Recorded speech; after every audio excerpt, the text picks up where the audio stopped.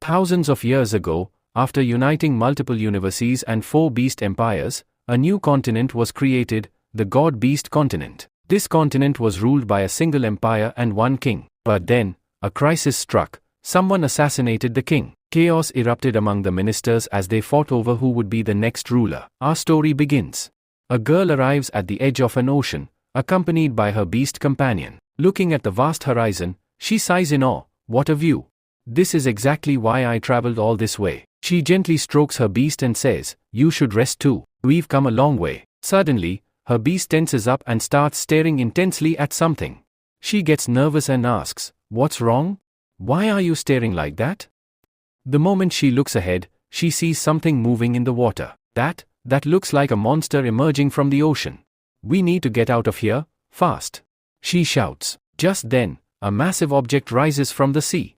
It looks like a giant turtle, but what's shocking is that an entire island is built on its back. Seeing this, her fear fades away. "Wait, this isn't a monster, it's a massive boat," she exclaims. This boat is unlike anything she has ever seen, equipped with advanced machinery and powerful weapons. As it approaches the shore, a man in the distance spots it and gasps, That's the prince's boat. This means, Prince Lu Juwen has returned." The man immediately starts beating a drum, a signal to announce the prince's arrival. Within moments, the entire city hears the news, and excitement spreads like wildfire. Inside the boat, Lu Juwen looks troubled. "Father, I've returned. I know. I should have come back sooner," he murmurs to himself. Just then, a voice speaks from behind him. "Lu Juwen, have we arrived?"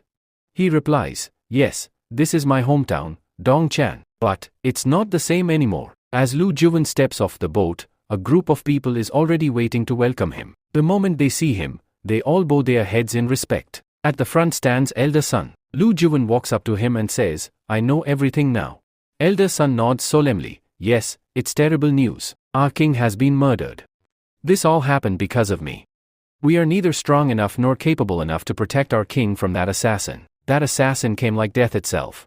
He launched a brutal attack, mercilessly killed the king, and escaped safely from there. So much time has passed, yet we haven't even been able to identify that killer, let alone punish him. That killer is still alive somewhere, roaming freely, and this is a great shame for us." Lu Juwen says, "Elder Sun, you don't need to blame yourself. All of this happened because of that killer. I promise you and our entire Dongchan that whoever ruthlessly killed my father and our king will be punished. Whether it's the king of heaven or Lucifer from hell, I will personally take him down. I won't rest until I fulfill this promise." Elder Sun continues, "This will all keep happening, but for now, it's time for you to enter the pathway of heaven. Only there will the stardust on your body and all the negative energies from your journey be cleansed." Hearing this, Lu Juwen agrees. After some time, he reaches a grand location where a massive statue of an ape stands, surrounded by towering pillars. The pathway of heaven is a special ritual consisting of 18 pillars. Each pillar represents a specific cultivation level. When a cultivator steps into this sacred water, the pillars emit light based on their cultivation energy. This light cleanses them of all curses and negative energy. As Lu Juwen steps into the water, the onlookers start whispering. When he left, he was at the 4th stage of pulsation. It's been 3 years? This time, the light emission should be much greater. But the very next moment, everyone is shocked. Only 2 pillars emit light. The crowd erupts in chaos. What? His cultivation should have progressed, but it's actually regressed. Lu Juwen has no answer. He looks at Elder Sun and says, "I'll explain everything later. For now, just let things continue as they are. It's a long story that's better discussed another time." The crowd's gossip grows louder. This guy must have been enjoying life for the past 3 years. He didn't focus on his training at all, which is why his cultivation level has dropped. While our king was risking his life, this guy was out having fun. He doesn't deserve to be called a prince. Hearing all this, Lu Juwen feels hurt, but he remains silent. Suddenly, 2 figures arrive, Yan Fang and Yu Jiao. Yan Fang laughs and says, "Did we come here to witness this garbage? After such a long journey, I expected a grand moment, but what did we get? Just 2 light pillars?" Lu Juwen is way too weak. He doesn't even deserve the title of prince. Yu Jiao chuckles. "You rewrite, Yan Fang. When he left, he was at the 4th stage. Now, his level has dropped even further. I can't help but question his character now." Hearing this, the crowd bursts into laughter. This guy is supposed to be our future king? Impossible. He shouldn't be allowed to sit on the throne. Elder Sun finally loses his patience. "Yan Fang, you recrossing the line. If your father weren't our temporary king, I would have punished you right now. Remember, your father's throne can be taken away at any time, and then this very prince will take his place. Yanfang smirks. Oh, elder son, no need to scold me. This isn't happening because of me. Lu Juwen brought this upon himself. He can't even defend himself, he always needs lapdogs like you to protect him. Hearing this, Lu Juwen steps forward and says, Oh? And who's protecting you? Could it be your father, the very man you're talking about? Boom! Lu Juwen's single line shuts Yanfang up. His face turns red with anger, and he immediately rushes forward to attack Lu Juwen. Just then, a mysterious figure arrives and says, Master Lu Juwen, is someone trying to bother you here? Could it be this weird-faced guy right here? As soon as he sees him, Yanfang's anger disappears. Fear is clearly visible on his face, sweat starts dripping, and he begins thinking, he belongs to the Peng Empire. He must have been assigned to protect this prince. Just by looking at him, I can tell his cultivation level is at least equal to mine, or maybe even higher. I definitely can't fight him. I should avoid this situation.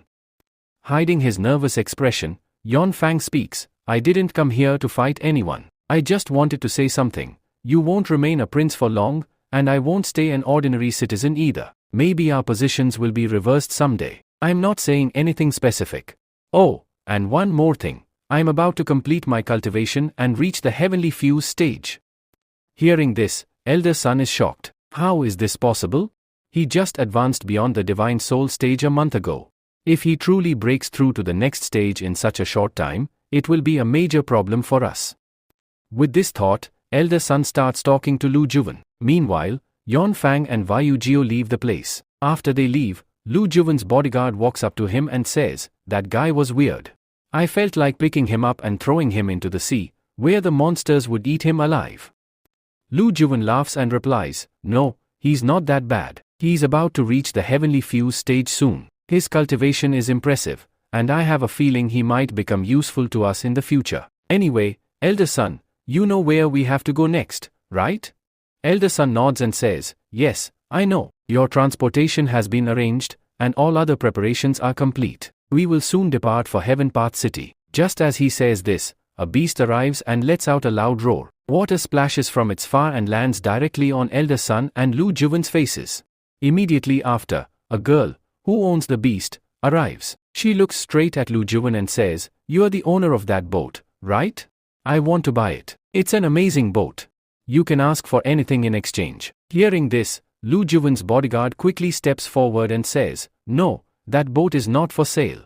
Hearing this, the girl looks a little disappointed and starts walking away. Meanwhile, elder son leans toward Lu Juwen and whispers, Prince Lu Juwen, you do realize something, right? If Yanfang reaches the heavenly state before you and manages another breakthrough, things will become even more difficult for you. Everyone will start believing him, and he could easily manipulate the people there. Elder son keeps talking, but Lu Juwen's attention is on the girl. He starts thinking, this girl seems different. She doesn't belong to our empire. There's something strange about her. I need to keep an eye on her. Then, Lu Juwen notices her staff. This must belong to the northern region. People from the Sky Wolf Empire often carry staffs like this, and judging by its worn-out condition, it looks really old, which means she's been using it for a long time. She must know how to wield it properly. Meanwhile, the girl is also thinking to herself, people here are so strange and arrogant. That bodyguard rejected me in just one word. He could have refused politely or even said, yes, what would they have lost? That boat was amazing. I really wanted it. Then, she remembers her sister's warning. The people here are extremely arrogant. They have no problem rejecting anything outright. She sighs and thinks, they rejected me so bluntly. Now I don't feel like staying here. Siokai, where are you? Let's leave this place.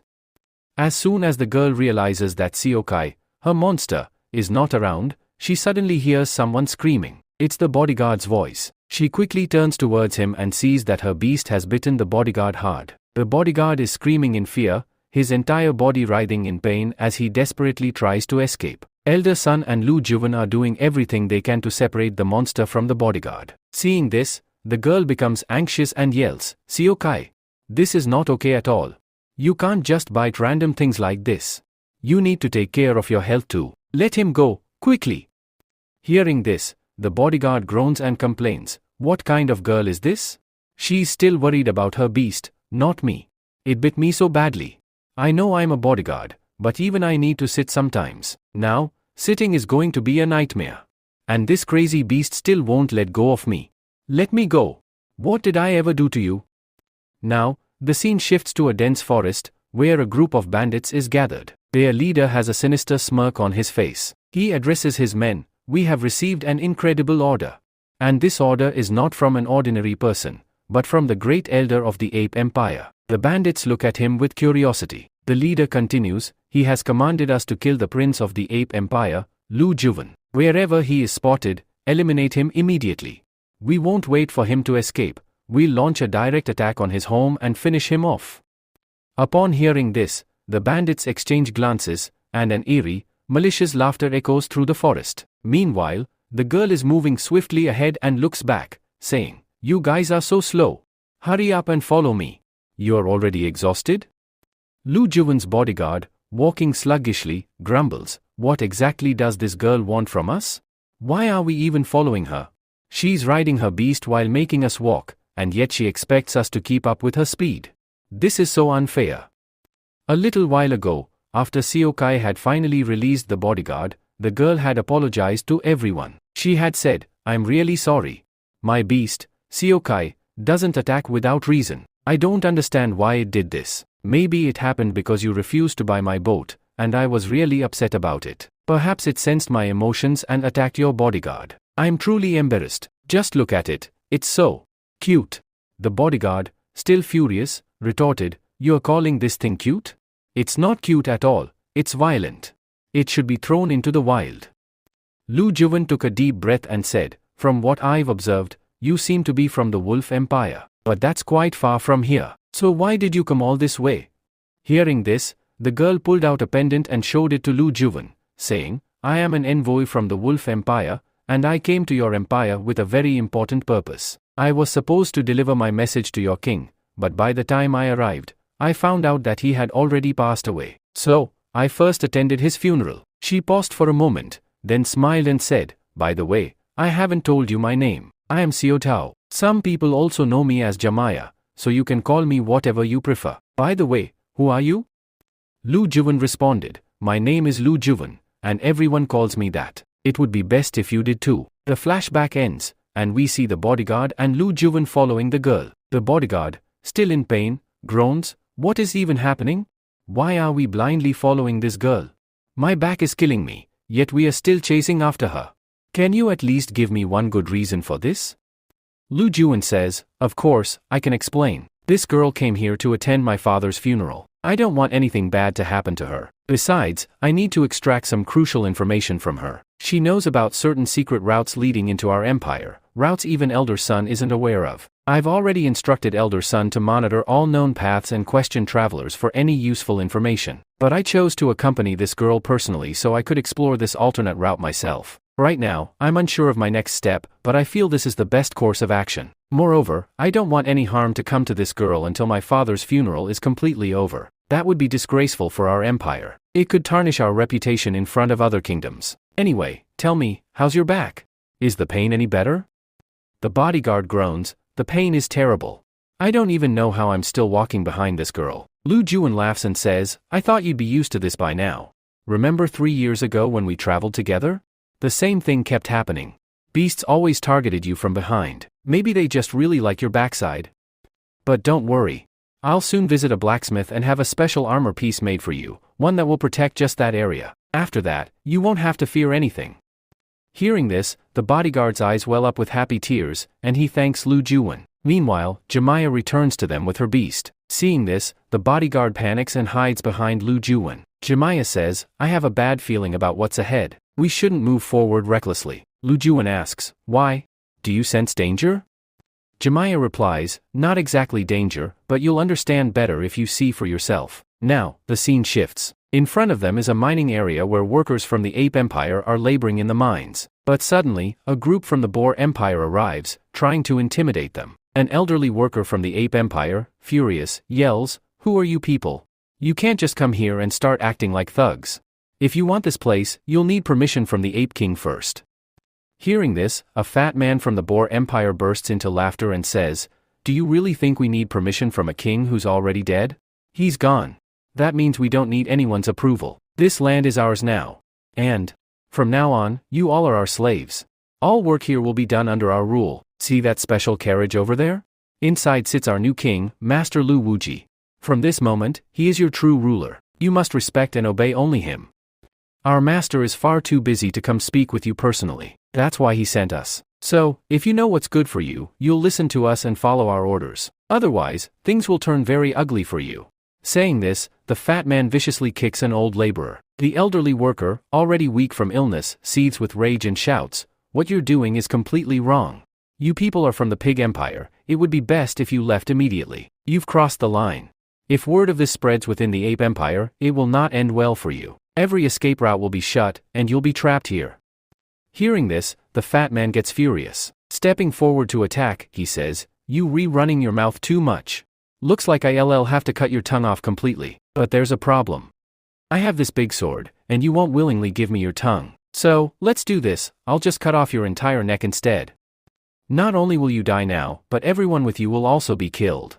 None of you will be able to escape from here. And if none of you can escape, then no news will reach the Empire either. No one will come to save you. So now, get ready to die."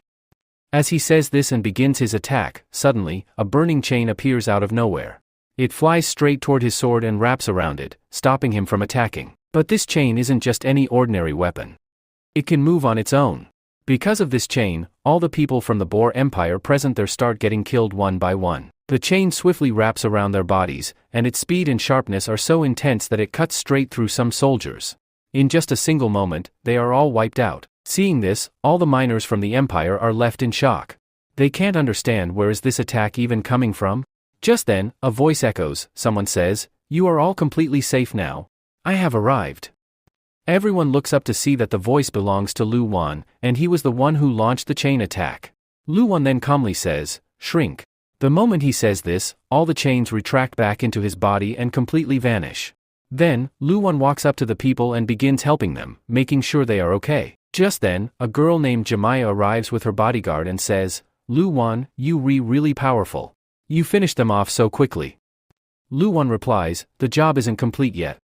The real main target is still left." Suddenly, a loud roar echoes as someone shouts, "You killed some of my soldiers? Don't get too happy. They were just useless pawns, just like all of you." Right then, a massive, fat man, or monster, steps out of a carriage. His body radiates intense energy and strength. In his hand, he holds a special blade. As he walks toward Lu Wan, he casually strikes a nearby rock. The rock instantly shatters into tiny pieces. Then, he smirks and says, "It would be best for you to leave now. Did you see how easily I crushed that rock? If I strike you like that, your face won't survive. I will kill you completely. You still have one chance. You can leave. You just have to hand over this mine to me." Lu Wan responds, "Keep dreaming. This mine is never going to be yours. In fact, you won't be able to take a single stone from here." The fat man smirks, "So that means I'll have to kill you. I always ask for my enemy's name before I kill them. What's your name?" Lu Wan boldly states, "My name is Lu Wan." The fat man laughs, "Oh. So, you are Lu Wan? The next heir to the Empire King and the Prince of the Ape Empire. You came here to fight me yourself? I had heard a lot of praise about you, but ever since you returned, you've become quite weak, haven't you? Perhaps you don't know who I am. I am an envoy of the Boer Empire, and I have come to take control of this mine. My name is Luvu Garg." Lu Wan smirks and says, "You do realize that an envoy is not allowed to enter another empire and cause harm in any way, right? But you still tried to do that. Then again, expecting civilized behavior from you is pointless because you belong to the Boer Empire. Everyone from the Boer Empire is the same. They attack others, try to seize their lands, and spread destruction everywhere. Honestly, your empire and your king, both are pathetic. Neither of them has any shame, and none of you understand the meaning of civilization." Luvu says, "If you think that by saying all this, you'll make me feel even a little bit ashamed and I'll just walk away, then you're completely wrong. It would be best for you to hand over all the mining stones here and leave peacefully. Let me confirm one thing for you, if I kill you, no one will come to save you. And no investigation will be conducted into your death, because your father is no longer alive, and there is no king among your relatives. The new king of the Ape Empire is the Great Elder, and he won't care even if I kill you." Lu Wan replies, No. That's absolutely not true. There seems to be a mistake in your information. The Great Elder is not the king of the Ape Empire. He is merely acting as a temporary ruler, meaning he is only managing the king's duties for a while, but he is not the actual king. I will be the one making all the decisions when I become king. And even right now, I am still a prince. So, I have made my decision. You will not be able to take even a single stone from this mining area. Lu Vu laughs and says, I thought you were a good kid. A good kid would have handed over all the mining stones without any trouble. But it looks like I'll have to use my power on you. Suddenly, Lu Wan pretends to be scared and says, no. Don't use your power. I'm scared of you. You want these stones, right? Alright, take it. Saying this, Lu Javan picks up the crystal lying there. Seeing this, the old man shouts, No, Prince Lu Javan. This is not right at all. Don't hand this stone over to them, even if it costs us our lives. At the same time, the girl, Jamaya, tries to calm him down and gives him some medicine to heal his wounds. Meanwhile, Lo thinks to himself, this guy is smarter than I thought. He's just letting me take the stone without a fight. Good, at least he's better than his father. If his father were here, he wouldn't have agreed so easily. We had to fight him unnecessarily. Now, this matter will be resolved easily. Then Lu Javan speaks again, you want this stone? Fine, come and take it. Saying this, Lu Javan throws the stone at Lo's head with full force. The stone flies at bullet speed and hits Lo on the head, causing a small wound. He doesn't die, but he gets extremely angry and says, How dare you? Do you even know who you've messed with? You will pay a heavy price for this insult. Saying this, Lo activates his powers. A monstrous aura bursts out of his body. The aura is so strong that the surrounding rocks start cracking. Seeing this, the old man exclaims, This guy is really strong. His sword skills are also extraordinary. At the same time, Lu Javan also begins to activate his power. Chains emerge from his body, and he declares, I am not afraid of you. Now, I'll see what true power looks like. I'll end this fight with a single attack. Saying this, Lu Javan launches a powerful attack on Lo. The monstrous aura emerging from Lu Javan's body shocks Lo. He is so stunned that he fails to dodge the attack. As the chains strike his face, he is flung back and crashes into a rock. But Lo isn't as weak as Lu Javan thought. Even after crashing into the rock, he barely takes any damage. He smirks and says, You said you'd finish me in one attack. But look, I'm still standing. Now, watch how I attack. Saying this, Lo grabs Lu Javan's chains tightly and starts spinning them with great force. Suddenly, he pulls Lu Javan toward him with all his strength. As Lu Javan hurtles toward Lo at high speed, Lo readies his sword, preparing to slice him in two. But at the last moment, Lu Javan uses his instincts, dodging by leaping over Lo's head. He almost falls to the ground, but just then, a bodyguard arrives and catches him at the right moment. The bodyguard warns, This guy is stronger than we expected. When he arrived, I noticed that he had been suppressing his powers for a long time. That's why you thought his level was low, but in reality, he is at the sky-forming stage. You can't fight him directly. Hearing this, Lu Javan mutters, Who is this guy? How did he figure out my real level? He thinks to himself, This is all because of this fight. In the heat of battle, I ended up using more power than I should have. Now, everyone knows my true level. But it doesn't matter. I'll make sure they all die, and no one will live to tell the tale. Just as Lu Javan prepares to attack Lo again, the bodyguard stops him and says, No, you won't fight. As long as I'm here, I'll handle this battle. Saying this, the bodyguard starts activating his power. A blue energy begins to surge out of his body. Seeing this, Lo starts thinking, I know this guy well. He definitely belongs to the Peng Empire. The Peng Empire and the Ape Empire have a strong friendship. The Peng Empire often lends its bodyguards to the Ape Empire. And I remember that the Queen of the Ape Empire assigned the strongest soldier from the Peng Empire to protect her son. This must be him. I need to finish this fight within 1 or 2 attacks, otherwise, his stamina is way higher than mine. I won't be able to use large-scale attacks in this fight. Saying this, Lo activates another skill, the 3-killing sword technique. This technique launches 3 consecutive blade slashes, each infused with a different elemental power. As Lo prepares his first attack, a massive slash wave appears before him. The moment he swings his sword, the slash wave surges forward. In response, the bodyguard activates his own skill, summoning a blue dragon behind him. Both attacks charge toward each other at high speed and collide.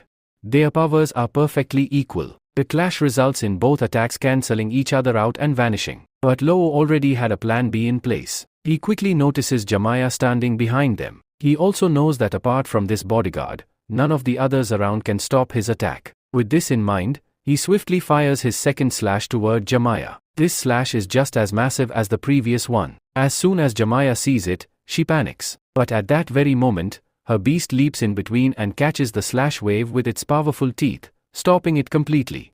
Jemiah glares at Lo and says, "Did you think attacking me out of nowhere would make you win? That won't happen. We know very well that your empire belongs to traitors who don't even know how to fight properly." Lo thinks to himself, what just happened? This girl can fight too? She stopped my attack. Now how am I supposed to continue this fight? Then, his eyes fall on Jemiah's staff. The moment he sees it, he realizes she belongs to the Wolf Empire. His gaze then shifts to her wolf companion. But this wasn't just any normal wolf, it was the Wolf Spirit King. Seeing this, Lo's thoughts race. Fighting against this girl and her wolf is completely impossible for me. I better switch sides quickly, or I'll be destroyed here. All three of them are insanely strong. Defeating even one of them is impossible for me. Even if I manage to kill one, the other two will tear me apart. So, I need to find a way to negotiate peace. After thinking this through, Lo raises his hands in surrender and says, "When I came here, I didn't know I'd have to fight not just the App Empire, but also the Wolf Empire and the Peng Empire. We can't go to war against these three empires, so I am withdrawing from this battle. Please, whatever I said earlier, whether I insulted you or spoke arrogantly, forget it. Consider it my ignorance and let me leave peacefully." Lu Jawan, furious, shouts, "No. This is not fair at all. Now that you, losing, you, pretending to surrender and run away? Just moments ago, you were threatening us non-stop, and now you are suddenly acting all respectful? That's not happening. We won't let you leave just like that." Lo calmly replies, "You are the prince of the App Empire. Would it really look good for you to attack someone who has already surrendered? Look, I have completely surrendered and am leaving. If you attack me now, it will tarnish your empire's reputation and your own honor." Saying this, Lo dashes toward his chariot. He just played a brilliant move with his words. Lu Jawan no longer has the courage to attack Lo. He lets him go peacefully. As Lo is leaving, he turns to Jemiah and says, "Lady of the Wolf Empire, now I have witnessed your power. Your strength is incredible. I would love for you to join us in the Boar Empire. There, you will be given great respect." Jemiah responds, "Respect from people like you? That's impossible." She firmly refuses while biting her tongue in defiance. Lo makes a small gesture toward his chariot, pulled by boars. As soon as he does, the boars start running, but escaping won't be that easy. Jemiah's wolf companion is right there with her. It quickly attacks one of the boars, biting it from behind. The boar panics and starts running wildly. However, Lo somehow manages to escape with his chariot. Afterward, the bodyguard approaches the wolf and laughs, "Now that's what I call a proper bite. Well done." At the same time, Lu Jawan approaches Jemiah and thanks her for her help. Jemiah responds, "There's no need to say thank you. I simply don't like people who try to bully or harass others. Besides, you fought really well. Are you injured anywhere?" Lu Jawan replies, "No, nothing serious. I think we should keep moving forward. There's no need for treatment. I'm perfectly fine. And if anyone isn't fit, they'll become fit as we keep going." Meanwhile, on the other side of the jungle, somewhere deep in the jungle, Elder Sun has been captured. His hands are tied, and a group of bandits surrounds him. Their leader steps forward and demands, "Tell me, where is your prince, Lu Jawan?" Shifting away from the jungle, we now see a magnificent palace, filled with servants attending to their duties. In the middle of the palace, two men sit together. One of them is Yen Hong, the newly appointed king of the App Empire. He has taken the place of the former king temporarily. Beside him sits Gulen, the second elder of the App Empire. Gulen, smoking a cigar, casually remarks, "Lu Jawan should be arriving soon. It's about time for him to be here." Just then, a voice echoes through the hall, "I'm here." But this voice doesn't belong to Lu Jawan. It's Yuan Fan, the same guy who humiliated Lu Jawan in front of everyone before. Yuan Fan greets his father. Suddenly, Yen Hong remembers something and says, "We won't wait any longer. The time has come to bury the former king. We will take him away and bury him immediately." Gulen, shocked, protests, "Yen Hong, what are you saying? You can't do this. The proper time for the burial is tomorrow. We cannot do it today. And more importantly, Prince Lu Jiwan hasn't arrived yet. At the very least, we should wait for him. We should discuss this with him first before making any decisions. Yan Hong, irritated, replies, seriously? Now I have to take permission from that kid? I have fought wars for over 10 years to expand and protect the ape race. And now you expect me to ask for permission from a brat who does nothing but fool around all the time?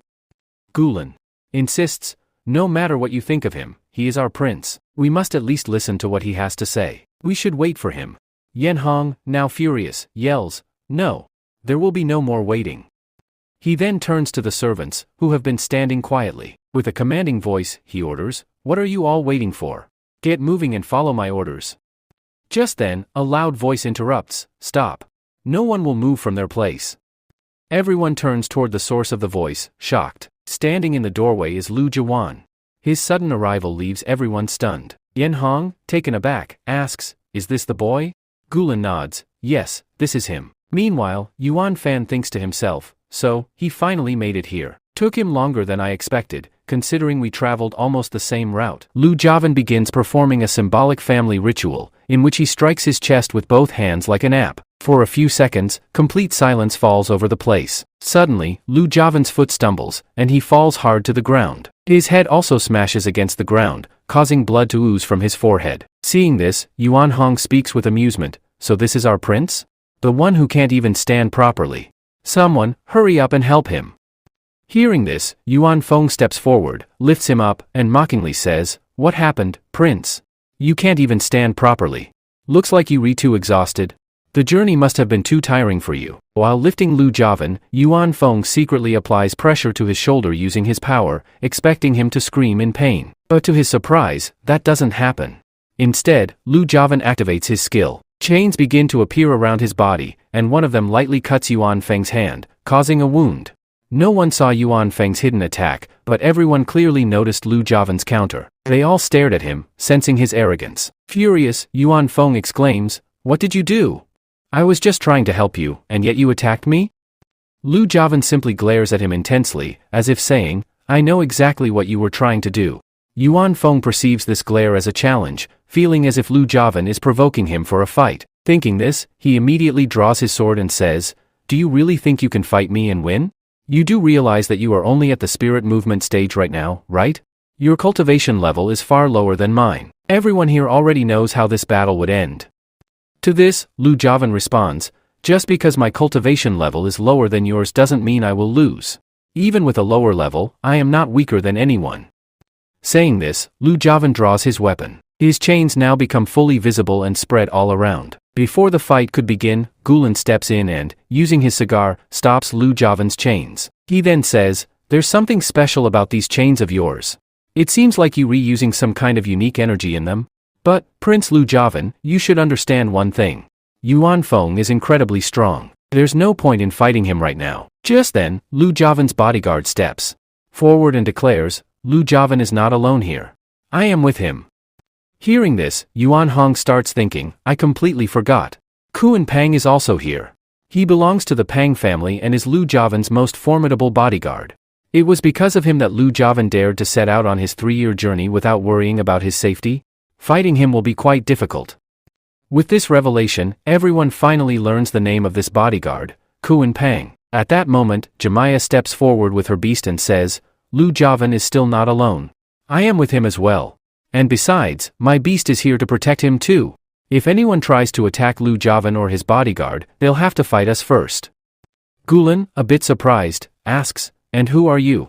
Yuan Hong recognizes her and thinks to himself, oh, this girl is here too. She must be from the Wolf Empire?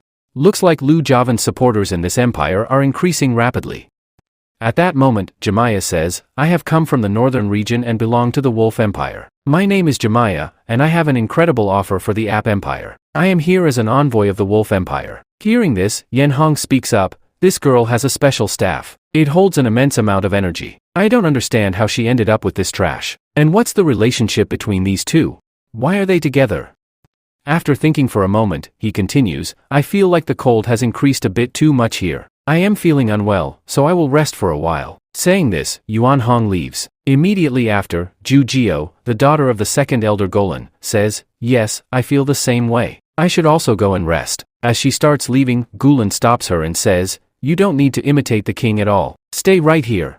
You are not going anywhere." Zhu Jiao responds, "There's no point in staying here. This boy is still here. He is nothing but trash. If we stand near this trash, our reputation will also be ruined. I'd say even you shouldn't stay here. Let's leave quickly." Suddenly, something happens to Gulan.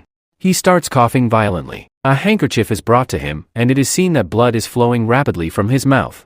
Lu Wan quickly rushes to support Gulan. Gulan says, "Prince, please don't take my daughter's words to heart. Even though you are our prince, she spoke such harsh words about you. I ask for your forgiveness and request that you never punish her for this." Saying this, Gulan starts coughing again. He then composes himself and continues, "I don't have much time left. I will die soon. I have only a little life left in me. Before I die, I want to see the man who killed our former king and put him in such a terrible state die himself. Moreover, I also want you to receive the same respect that our previous king had.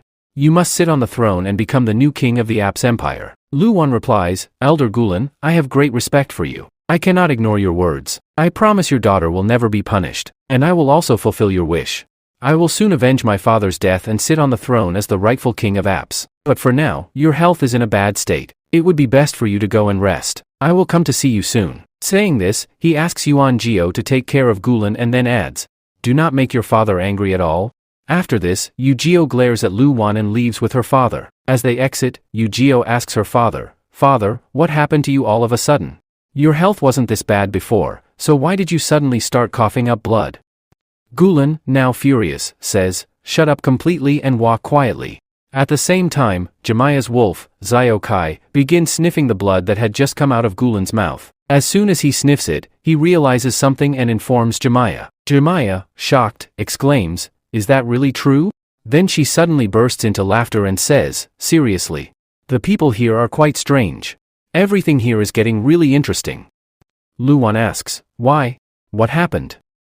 Laughing, Jemiah replies, "That man Gulan, who just left, was he a chicken? Because the blood that came from his mouth was not human blood. It was definitely chicken blood. Can a human body contain chicken blood? That's why I find this so interesting." Hearing this, Lu Wan and Pan are both shocked and immediately realize that Gulan was just putting on an act. We now see a scene at Yuan Hong's mansion, where he is extremely angry. He slams his hand on a table and completely breaks it. On the other side, Elder Sun is lying unconscious, his body covered in wounds, surrounded by a group of thugs. The thugs inform Yuan how everything happened because of this Elder Sun. Because of him, that boy, Lu Wan, got that bodyguard. It was because of him that the last king assigned that bodyguard to him. Additionally, the girl from the Wolf Empire who is with Lu Wan is also here because of him. She has a hand in all of this. She's acting as a shield against us, which is making it hard to break through, and she's caused us significant damage. Yuan Hong responds, "So what? That boy's supporters came with him? We'll remove both of them from the picture or figure out a way to separate Lu Wan from them. And when the opportunity arises, we'll attack him and finish him once and for all. I've waited so long for this and shown so much patience, just a little longer. I'm ready to wait as long as it takes to become king, but my dream will come true.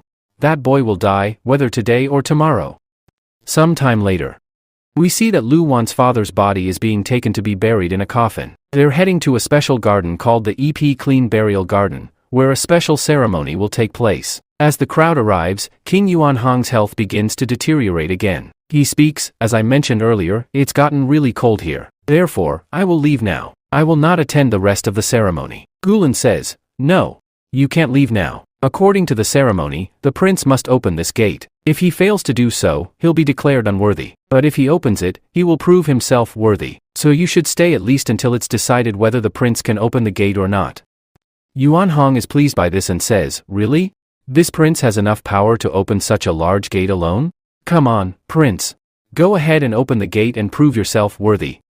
Hearing this, Lu Wan moves toward the gate. At the same time, the warrior from the Wolf Empire, Lou, also appears at the ceremony. He laughs and says, "I don't think this boy has enough power to open the gate alone.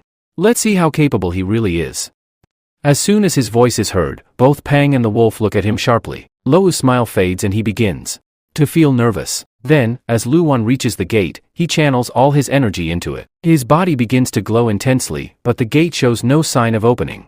The onlookers start laughing, saying, "Ha ha ha. This boy doesn't have enough strength to open the gate." But then Lu Wan increases his power even more. Chains begin to emerge from his body. His energy becomes so overwhelming that the gate begins to open. Bang! In a single movement, the gate swings open.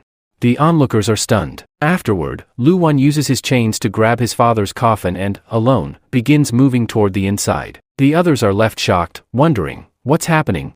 Why is this boy entering alone? Why can't we all go in with him? This is the same question on Yuan Feng's mind. He says, "This place looks magnificent and sacred. We should enter as well." Yujio says, "Yes, absolutely.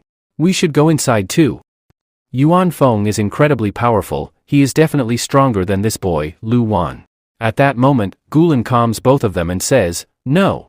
Neither of you, nor anyone among us, can enter inside. Only those who belong to the king's family or the Wuji bloodline can enter. None of us are worthy, so let this boy go in alone." Hearing this, Yuan Hong starts thinking, this boy is entering alone.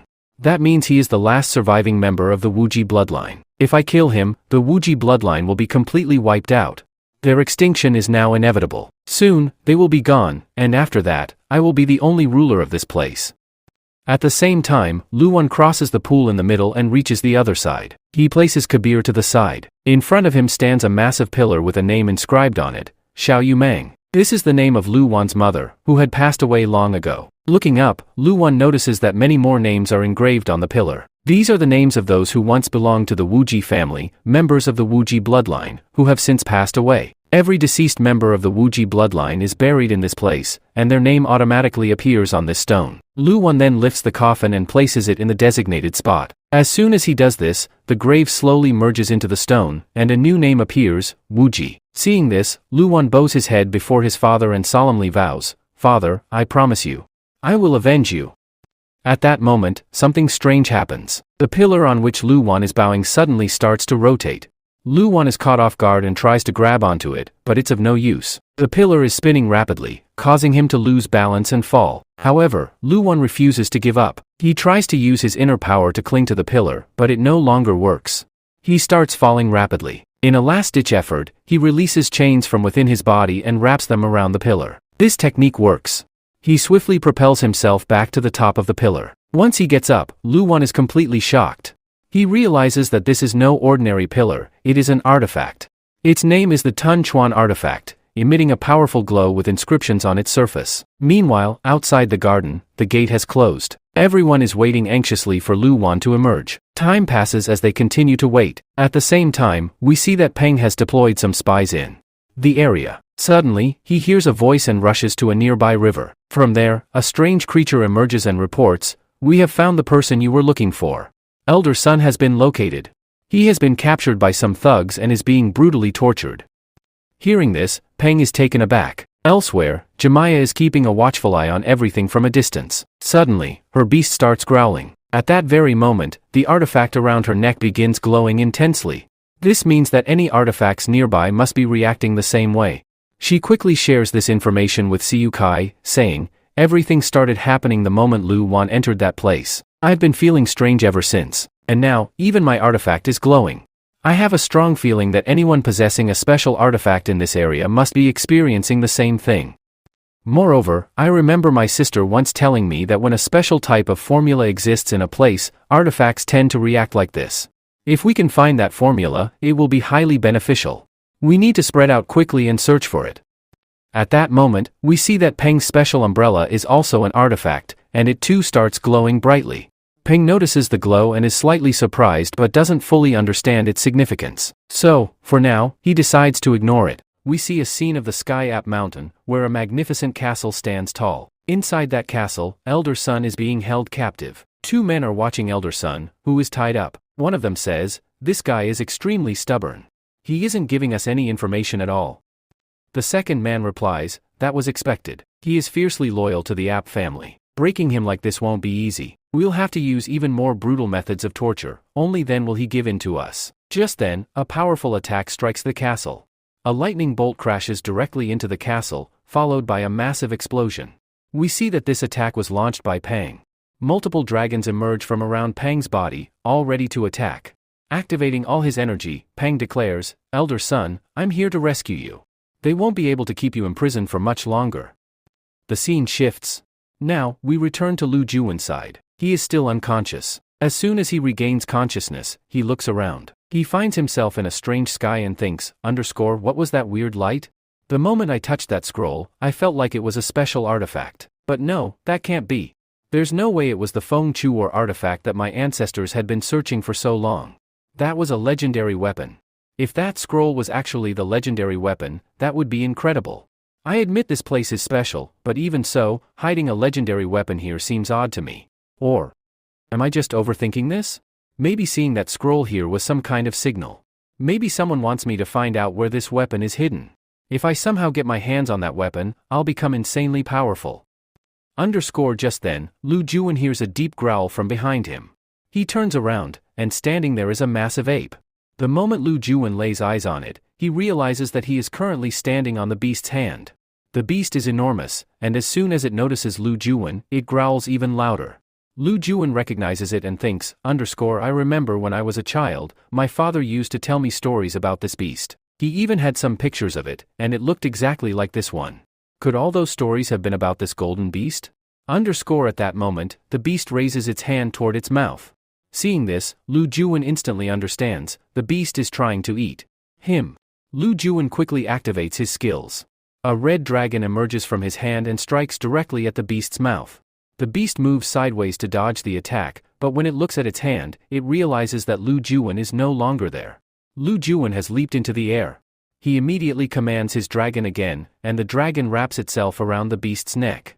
Then, Lu Juwen summons another dragon from his other hand. This one is a dark dragon. He sends it to attack the beast as well.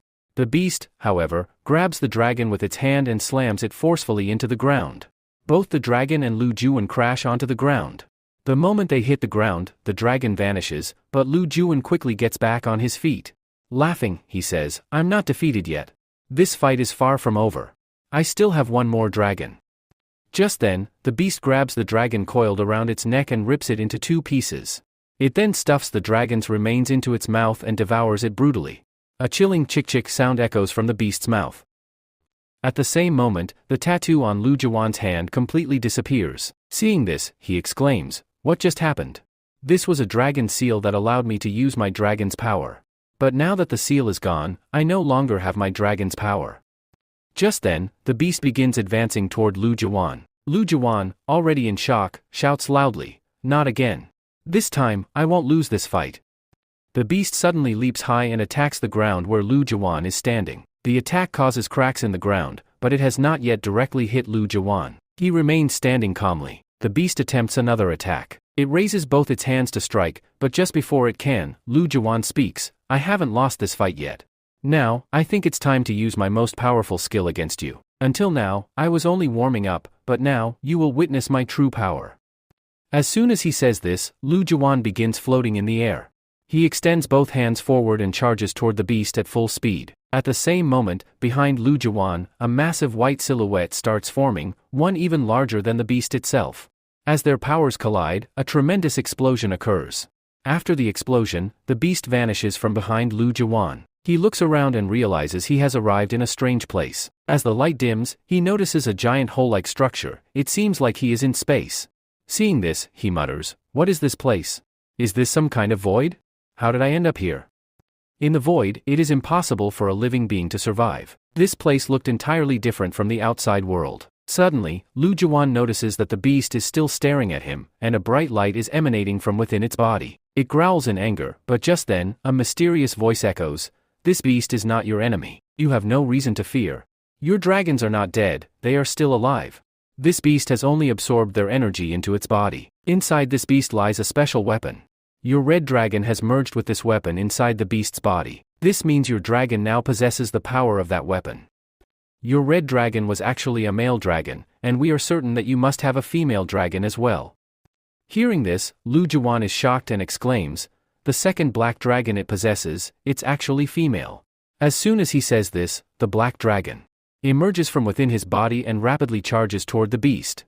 At that moment, the red dragon also bursts out from the beast's body. Now, both dragons move forward, ready to collide. Seeing this, Lu Juwen exclaims, what is happening? Are these dragons really going to collide and combine their energy?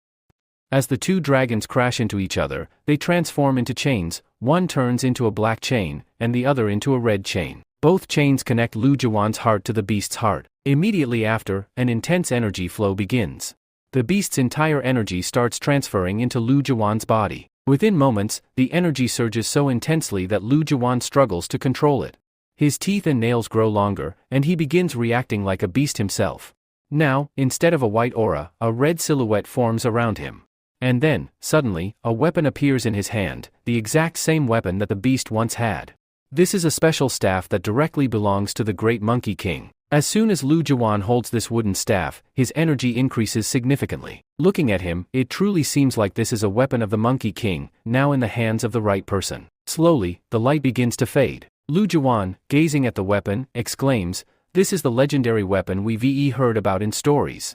Now that this legendary weapon has come to Fang Chun and me, its power has increased even more because it contains the energy of both my dragons, Black Dragon and Red Dragon. Both are within this weapon. Now, I can use it in an even more legendary way."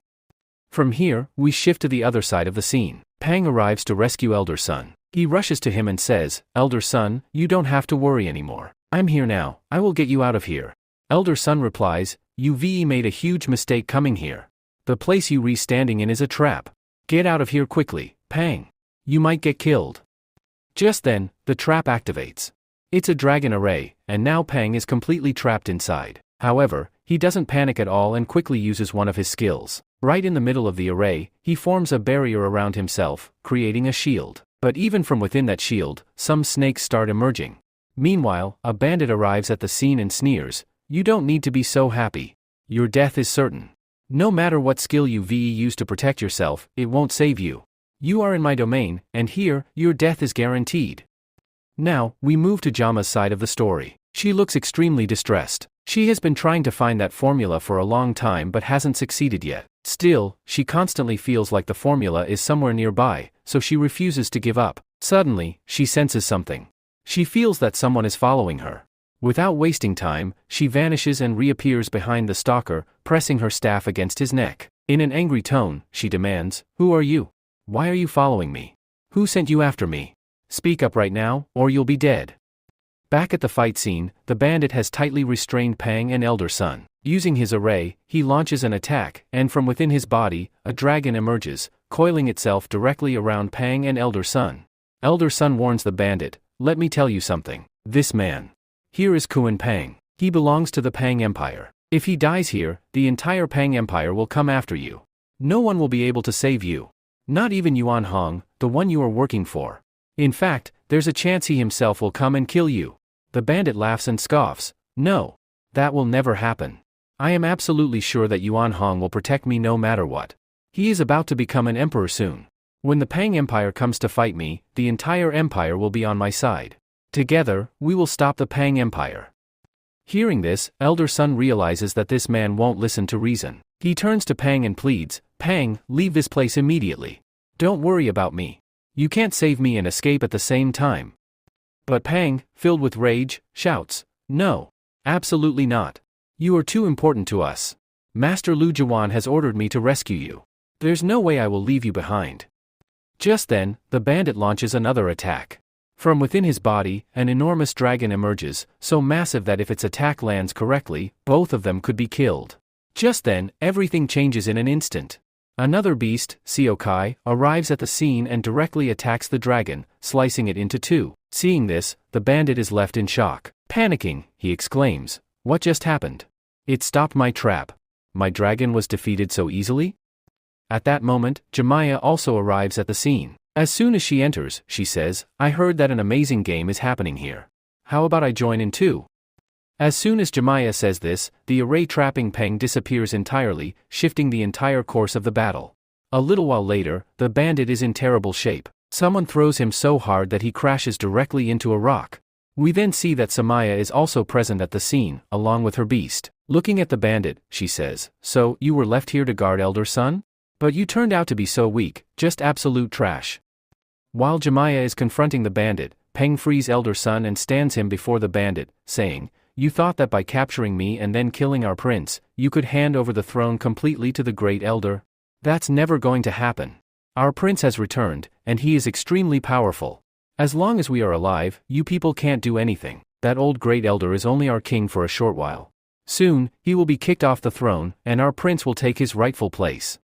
Hearing this, the bandit lying on the ground starts laughing and says, "Do you really think you can succeed? Our plan isn't that small. We have 2 or 3 teams, and the rest of them have already set out to attack your prince. By now, he must be on the verge of death. As soon as we spot him anywhere, we'll eliminate him. All of you are stuck here? So who's going to save him now?" Hearing this, Elder Sun's anger flares up. He quickly activates his power and says, "We will go and save him ourselves, but before that, we will finish you off." As soon as he says this, the bandit pulls out a medicine from his pocket and says, "You guys took too long. You should have killed me in one strike." With that, he immediately swallows the medicine. The moment he consumes it, a strange energy erupts from his body, and he suddenly becomes immensely powerful. He then strikes the ground with all his might. The force of his attack is so intense that the very ground where Jemiah, Peng, and Elder Sun stand collapses, sending them plunging into the river below.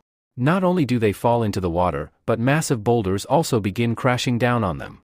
Seeing this, the bandit assumes that all 3 will drown and die. But to confirm their deaths, he himself moves closer to the water and says, "I knew none of you would survive.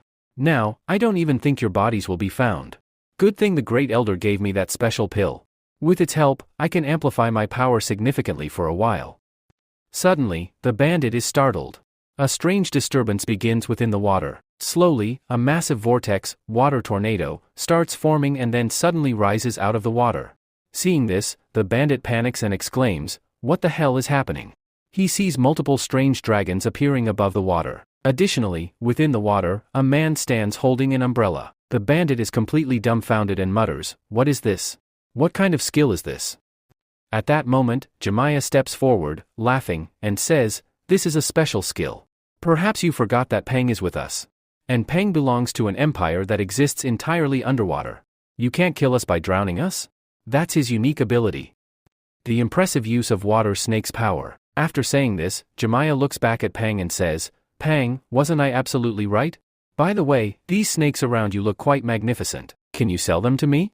I can offer you a really great price in exchange." The moment Peng hears this, anger flares up on his face. His eyes start twitching rapidly. He looks at Jemiah and says in a low voice, "Do you want to die?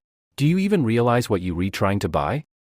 With these words, Peng completely loses control. He forgets about the bandit entirely and shifts all his focus onto Jemiah. He starts launching all his attacks at her. Jemiah quickly jumps onto her beast and, along with Elder Sun, begins to flee. Since she has some power of her own, she manages to dodge the attacks for a while, but she starts thinking, "I can't keep fighting him for long. Why did he suddenly get so angry? I was just joking. Are these snakes really so precious to him that he attacked me over such a small remark?" As this thought crosses her mind, Jemiah looks into Peng's eyes and then carefully observes his artifact. As she examines it, she realizes that Peng possesses a highly powerful artifact as well. At that moment, she notices her own artifact, which is still glowing. This makes her understand that the artifact she has and the one Peng owns are somehow connected. Before she can fully grasp the situation, Peng commands all his snakes to attack her. The snakes surround her from all sides and are just about to strike when, at the very last moment, Lu Juwen arrives. With a dazzling light, all the snakes disappear. Additionally, a red-colored aura appears around Jemiah, completely shielding her from harm. Realizing that she is now safe, Jemiah quickly gets off her beast and helps Elder Sun. Lu Juwen asks, "What happened to Elder Sun?" Jemiah replies, "He is fine now, but he was kidnapped for a while. We have successfully rescued him." Lu Juwen then asks, "And what about Peng? Why was he attacking you like that?" Jemiah responds, "I have no idea. It seemed like he had lost his mind. I don't know what was going on in his head, but he got furious over a harmless joke and kept attacking me." Hearing this, Lu Juwen understands Peng's condition. He looks into Peng's eyes and then tells Jemiah, "Next time, think before you speak. Always remember, not everything is for sale. When you try to buy something from someone, it can sometimes be seen as an insult. Don't make the same mistake with Peng again." Saying this, Lu Juwen starts walking towards Peng. Jemiah warns, "Be careful. Those water snakes around him will attack you. He's really powerful." Lu Juwen smiles and says, "Don't worry, he's a good friend of mine. I can handle him." As soon as Lu Juwen reaches Peng, he makes his weapon disappear and says gently, "Look, it's me. Lu Juwen. Peng, you know me well." Upon hearing this, Peng's anger begins to fade. The strange glow in his eyes also disappears. He extends his hand toward Lu Juwan, and the two shake hands. After that, Peng slowly withdraws his water snakes. Both of them land safely on the ground. Lu Juwan then goes straight to Elder Sun and checks his condition. He also turns to Jemiah and sincerely says, "Thank you for everything." Jemiah says, No, it's okay. I had to help you anyway." Meanwhile, Beast CEO Kai keeps growling continuously while staring at Peng. At this moment, Elder Sun speaks up, "This place is extremely dangerous. The Great Elder will soon send a lot of his men here. He must have already received the information that I've been rescued from here. Before he arrives, we need to leave this place quickly and find a safe place to hide." After this, we see a scene from the kingdom where Elder Sun was imprisoned. Yuan Heng has already arrived there and has also found out that Elder Sun has escaped. Seeing the state of the mansion, he becomes furious and says, "Lu Wan, I really underestimated you, but I won't make that mistake again. Tomorrow, the special ceremony will take place, after which I will officially be crowned king. And once I become king, I will never give up that throne. I won't just be a temporary ruler there, I will be a permanent king. If you come to stop me, you will die right there. And once I kill you, my position will become permanent. If you don't come, I will declare myself king anyway, and no one will be able to stop me. I have killed many to sit on this throne, and I am ready to kill even more. No matter how many heads I have to sever from their bodies, I will do it." We see a scene from Heaven Path City, where a magnificent palace stands. All the key figures of the empire are gathered here. There are also those who had attended the funeral. Lu Juwan has also arrived at this place with his comrades. Elder Sun looks a bit worried because he believes that Yuvan Hong is very cunning. He might still try something to kill Lu Juwan in front of everyone. However, Lu Juwan is not concerned at all. He knows very well that Yuvan Hong will not dare to do anything in front of everyone because he must maintain his respect. If he tries anything reckless, he might lose his throne. After this, we see that Lo from the Boar Empire is also present at the scene. He says to Yuvan Hong, "Who are we waiting for here? I heard you have an announcement to make, so hurry up and do it so we can leave." Yuvan Hong replies, "All right then, I will begin the announcement." Yuvan Hong declares, "As everyone knows, only the strongest can become the king. But since our prince Lu Juwan is not strong enough, everyone is aware of his powers. That's why both I and the people of the empire believe that he is not fit to be our king. He is not worthy of sitting on this royal throne." At that very moment, the soldiers standing outside shout loudly, "The envoys from Yuvan Empire have arrived." As soon as the soldiers say this, a man enters the scene. A distinct aura is radiating from his body. Seeing him, everyone instantly realizes that he is extremely powerful. Even Jemiah recognizes this man and thinks, "He has come here too?" At the same moment, the envoy notices Jemiah and thinks, "So she is hiding here. My men and I have been searching for her for a long time, but we could never find her. Finally, we have found her." Lo from the Boar Empire approaches him and says, "You took quite a long time to get here. We have been waiting for you. No proceedings could begin before your arrival. Now that you are here, please take your seat, and the announcement will begin." Even Yuvan Hong steps forward, folds his hands, and says, "Mr. Goldie, please take your seat. We have prepared a special seat for you."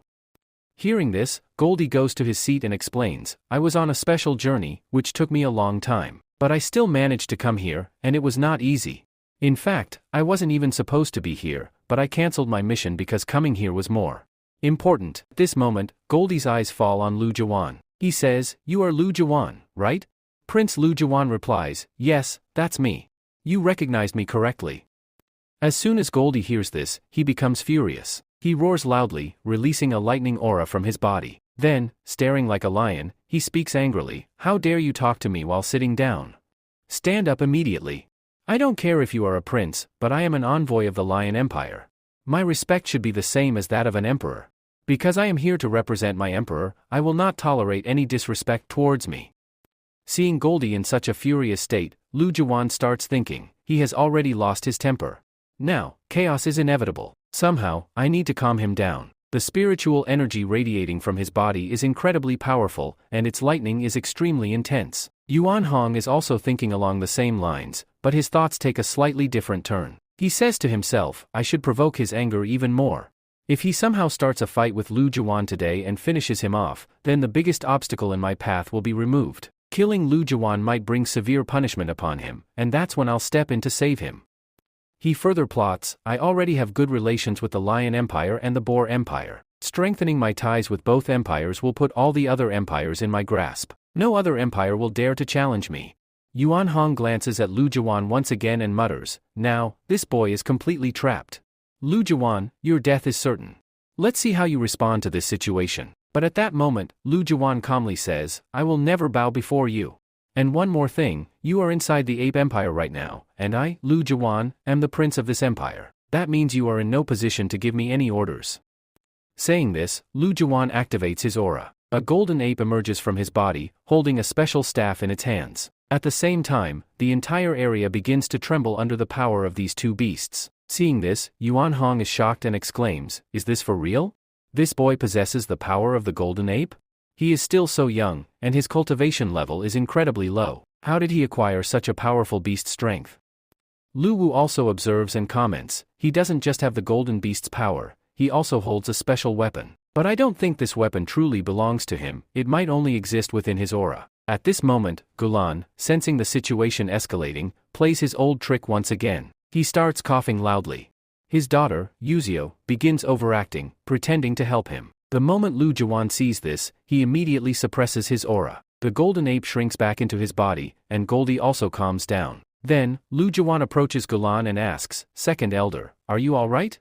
Gulan replies, yes, I am fine, but the massive amount of spiritual energy gathered here overwhelmed my body. Since I am old now, I can no longer handle such intense energy. But the golden ape you summoned with your energy left us all in complete shock. Looking at Great Elder Yuan Hong, Gulan continues, you saw his power yourself. Just a moment ago, you said his power was too weak, but I believe he is strong enough to sit on our king's throne.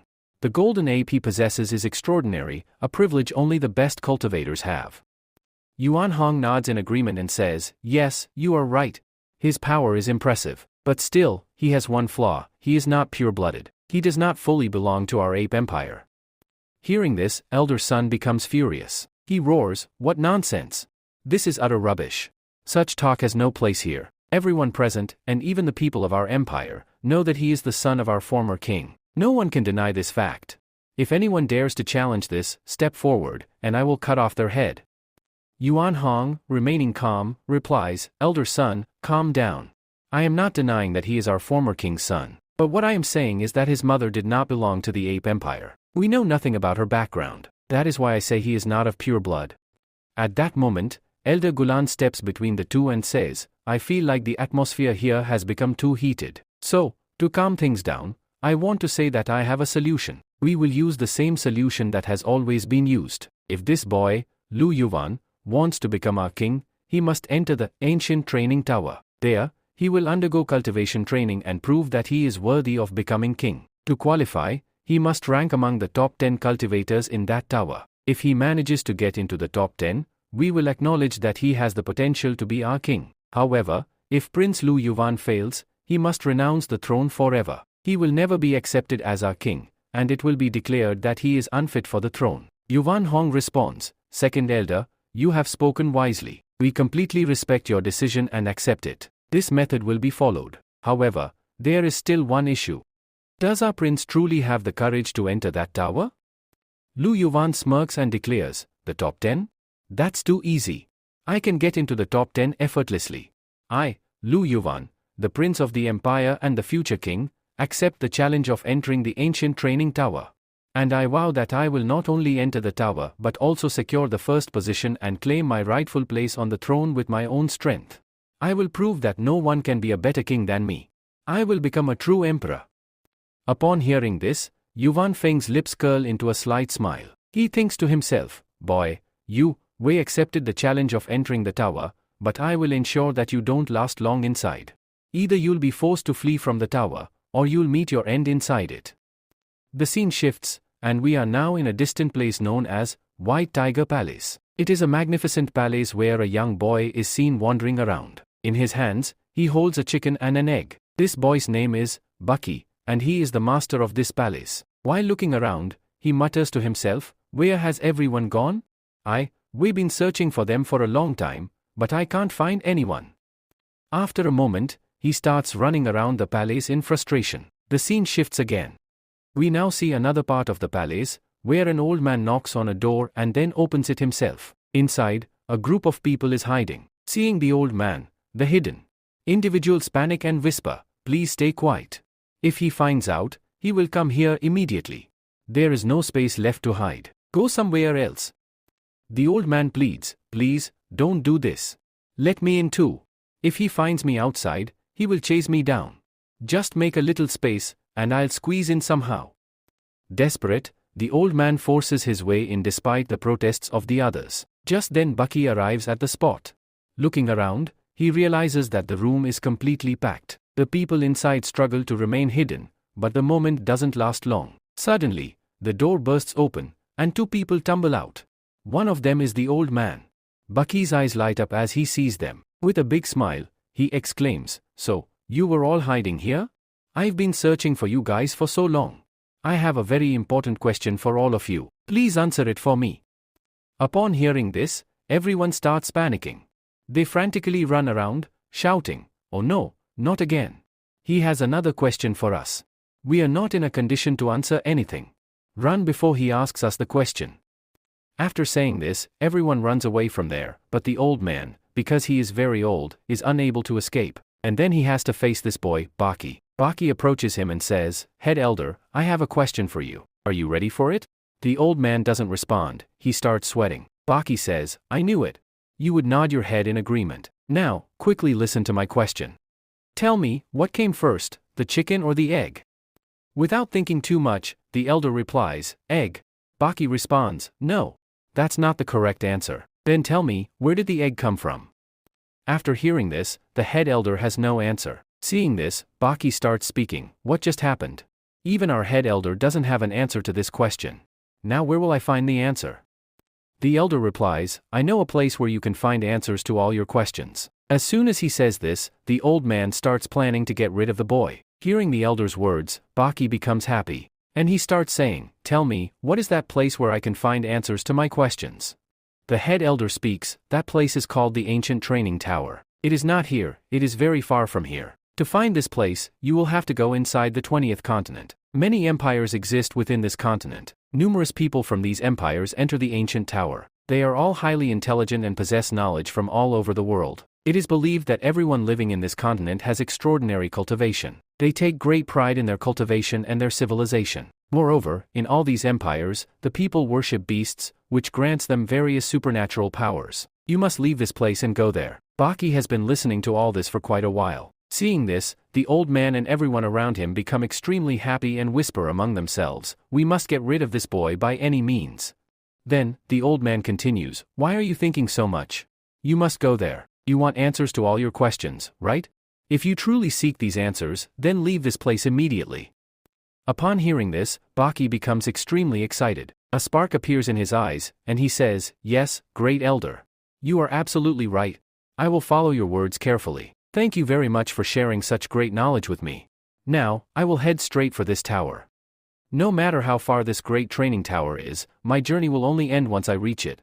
Training tower, I am coming." In the next day's scene, Bucky has fully prepared to leave this place. Everyone gathers to bid him farewell. The old man approaches Bucky and says, "Bucky, you are leaving now. The time you spent with us was truly amazing. But now, I want to tell you something. You are going to a place where people are different, the empire is different, and they follow a different civilization. So, you must ensure that our respect is upheld there. Remember this well, within those empires, the entire honor of the White Tiger Empire will be in your hands. They will judge us based on you. And one more thing, it is possible that you may encounter many cultivators from the Golden Lion Empire inside the training tower. The Golden Lion Empire is our biggest enemy. Their cultivators frequently attack us. Every time, we fight them off and drive them away, but now, battling them has become much more difficult. Their confidence has increased tremendously. They believe that we are weak. That is why, inside the training tower, you must prove that you are strong. You must showcase your abilities in front of everyone. No matter what, you have to reach the first rank in the training tower. That should be your goal. Once you achieve the first rank, it will prove to everyone that the White Tiger Empire's cultivators are exceptional." Bucky responds, "Yes, absolutely. I will do my best to reach first place there. But there's a small problem. I am not strong at all. I have cultivated purely based on my intelligence. My mind works fast, but I can't fight. Is it possible for me to achieve the first rank in the tower just by using my intelligence?" Hearing this, the old man's expectations from Bucky shatter completely. He speaks loudly, "Do whatever you wish, just give it your best. That is enough. Now, for now, set out for your journey." After hearing this, Bucky starts his journey. Seeing him leave, his companions and the people around begin to shed fake tears. Watching this, Baki says while leaving, "Wait for me. I will return soon. If you all act like this, leaving here will become really difficult for me." As soon as he says this, everyone's tears immediately dry up. And just as Baki passes by them, all of them lift the old elder onto their shoulders and start tossing him into the air, cheering excitedly. They say, "You did it. Finally, this boy has left. We have sent one of our biggest problems to those people. Now he will trouble them instead. Great elder, you are amazing. You have done a fantastic job."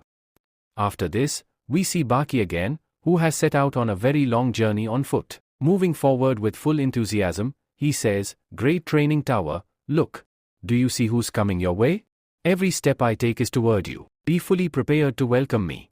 Once I arrive, you will completely change. I will change everything and achieve first rank no matter what. I will prove that my intelligence works faster than anyone's strength." From here, we see the Great Frog Empire. A cultivator from here has also set out toward the Great Training Tower. He is fully prepared to embark on his journey. Two of his companions look at him and say, "You have to perform exceptionally well inside the Great Training Tower. We have full faith in you." After this, we see Chikkal Daita. She is a girl named Yunuwu. While heading there, she says, "I make a promise to my entire empire. I, Yunuwu, will etch my name forever inside the Great Training Tower. Everyone will witness the power of the forest. Besides that, they will also understand why I am the master of the forest. Yuan Bang, I am coming straight for you. You defeated me once, but now I will defeat you and settle this score."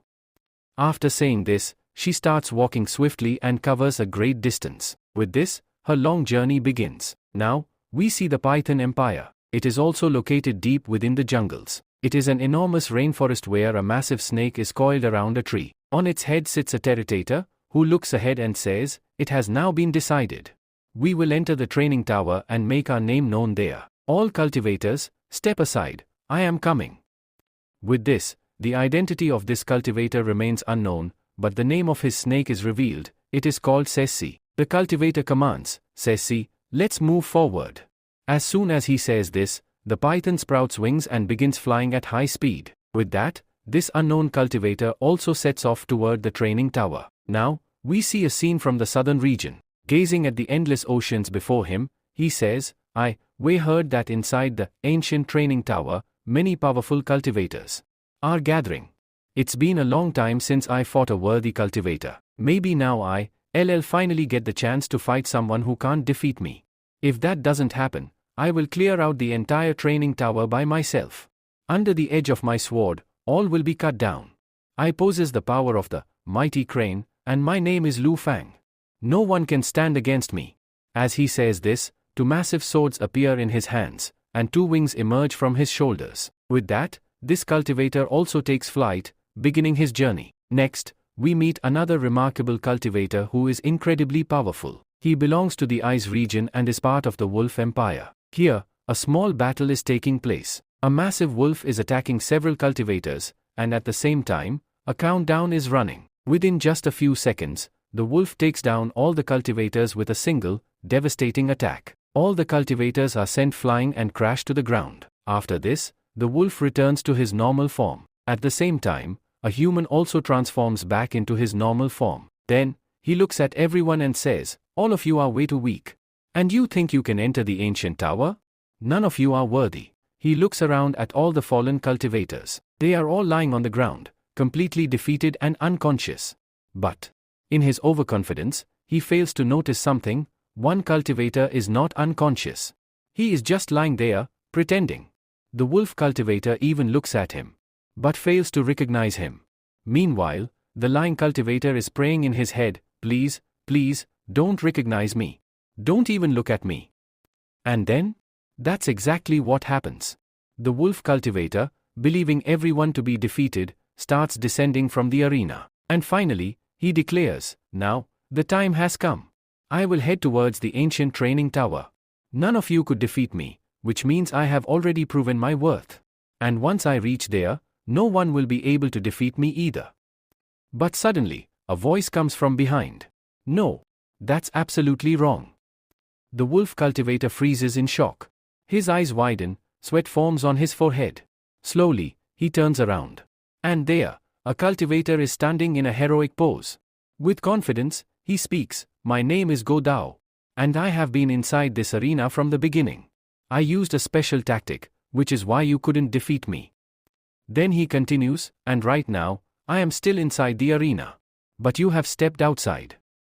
He turns to the arena elders and shouts, "No. This is completely unfair. This guy used dirty tricks. If I had known earlier that he was just pretending to be unconscious, I would have squeezed his body dry like juice." One of them speaks in a serious tone, "No, that's absolutely wrong. If we send you instead, it will be our clan's humiliation. You seriously have no brains at all. You were so blinded by your arrogance that you didn't even notice what was happening around you. This is entirely your fault. Before stepping out of the arena, you should have checked for yourself.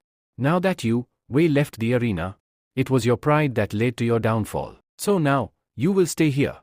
And Go Dao will represent our clan inside the ancient training tower." As soon as Go Dao hears this, he transforms into his wolf form. And then, another shocking revelation happens. It turns out that every cultivator here is capable of transforming into a wolf. But Go Dao's transformation doesn't look as menacing. Instead, he looks more like a dog than a wolf. Then suddenly, he starts running at full speed and shouts, "My goddess! I am coming for you." Meanwhile, our hero Lu Juven and his 5 competitors also begin their journey toward the ancient training tower. And now, for these 5 cultivators, winning this competition is just as important as it is for Lu Juven. Now, the real question is, how far will they go to secure first place inside this training? The ancient training tower has begun. This is a very special tower. There are some rules for entering this training tower. The first rule, only cultivators under the age of 25 can enter it. Any cultivator older than that cannot go inside. And with this, the rules come to an end. Lu Juven has entered this ancient training tower with his companions. Upon reaching there, he speaks, feeling a little exhausted, "Finally, we made it here. We traveled a really long way to get here." Jemiah responds, "A long journey? You call this a long journey? Look at me. I'm not tired at all." Hearing this, Lu Juven and Peng turn to look at Jemiah. She is sitting on her wolf. Just then, a small explosion occurs in front of them. Someone has attacked a girl. It's Vayu. She dodged the tower's attack and quickly looked up. High above, Liu Fang was floating in the air, hanging with his screen. A crane was flying in the sky. Then, Liu Fang spoke to Vayu, "Did you think you could enter this ancient training tower before me? Do you really think you are capable of that?" He then looks at the other cultivators and declares, "And all of you. You are nothing but trash. None of you are worthy of entering this tower. Step back, all of you." Hearing this, all the cultivators become furious. One of them steps forward and says, "Hey, watch your words. Do you even know who you are talking to? None of us here are weak." Liu Fang descends to the ground and says, "If any of you think you are worthy of entering this tower, then step forward and fight me. If you can defeat me, then you can enter this tower. Before stepping inside, prove yourself by fighting me." Suddenly, a voice echoes from the distance, "Liu Fang, step back." It's the voice of Lu Juven. He steps forward and says, "Liu Fang, don't you remember? Back in the Southern Sea, I defeated you so badly. Have you already forgotten that beating? Is that why you came back for more? I defeated you once, and I can defeat you again. Don't brag so much about your power. Your strength is not that great. And none of us are afraid of fighting you." Liu Fang smirks and says, "So, Lu Juven, you are here too? Finally, we meet again." At this moment, Vayu also recognizes Lu Juven. Now we realize that they all already know each other. When Lu Juven had set out on his world tour, they had all crossed paths before, and perhaps, some major incident had taken place back then.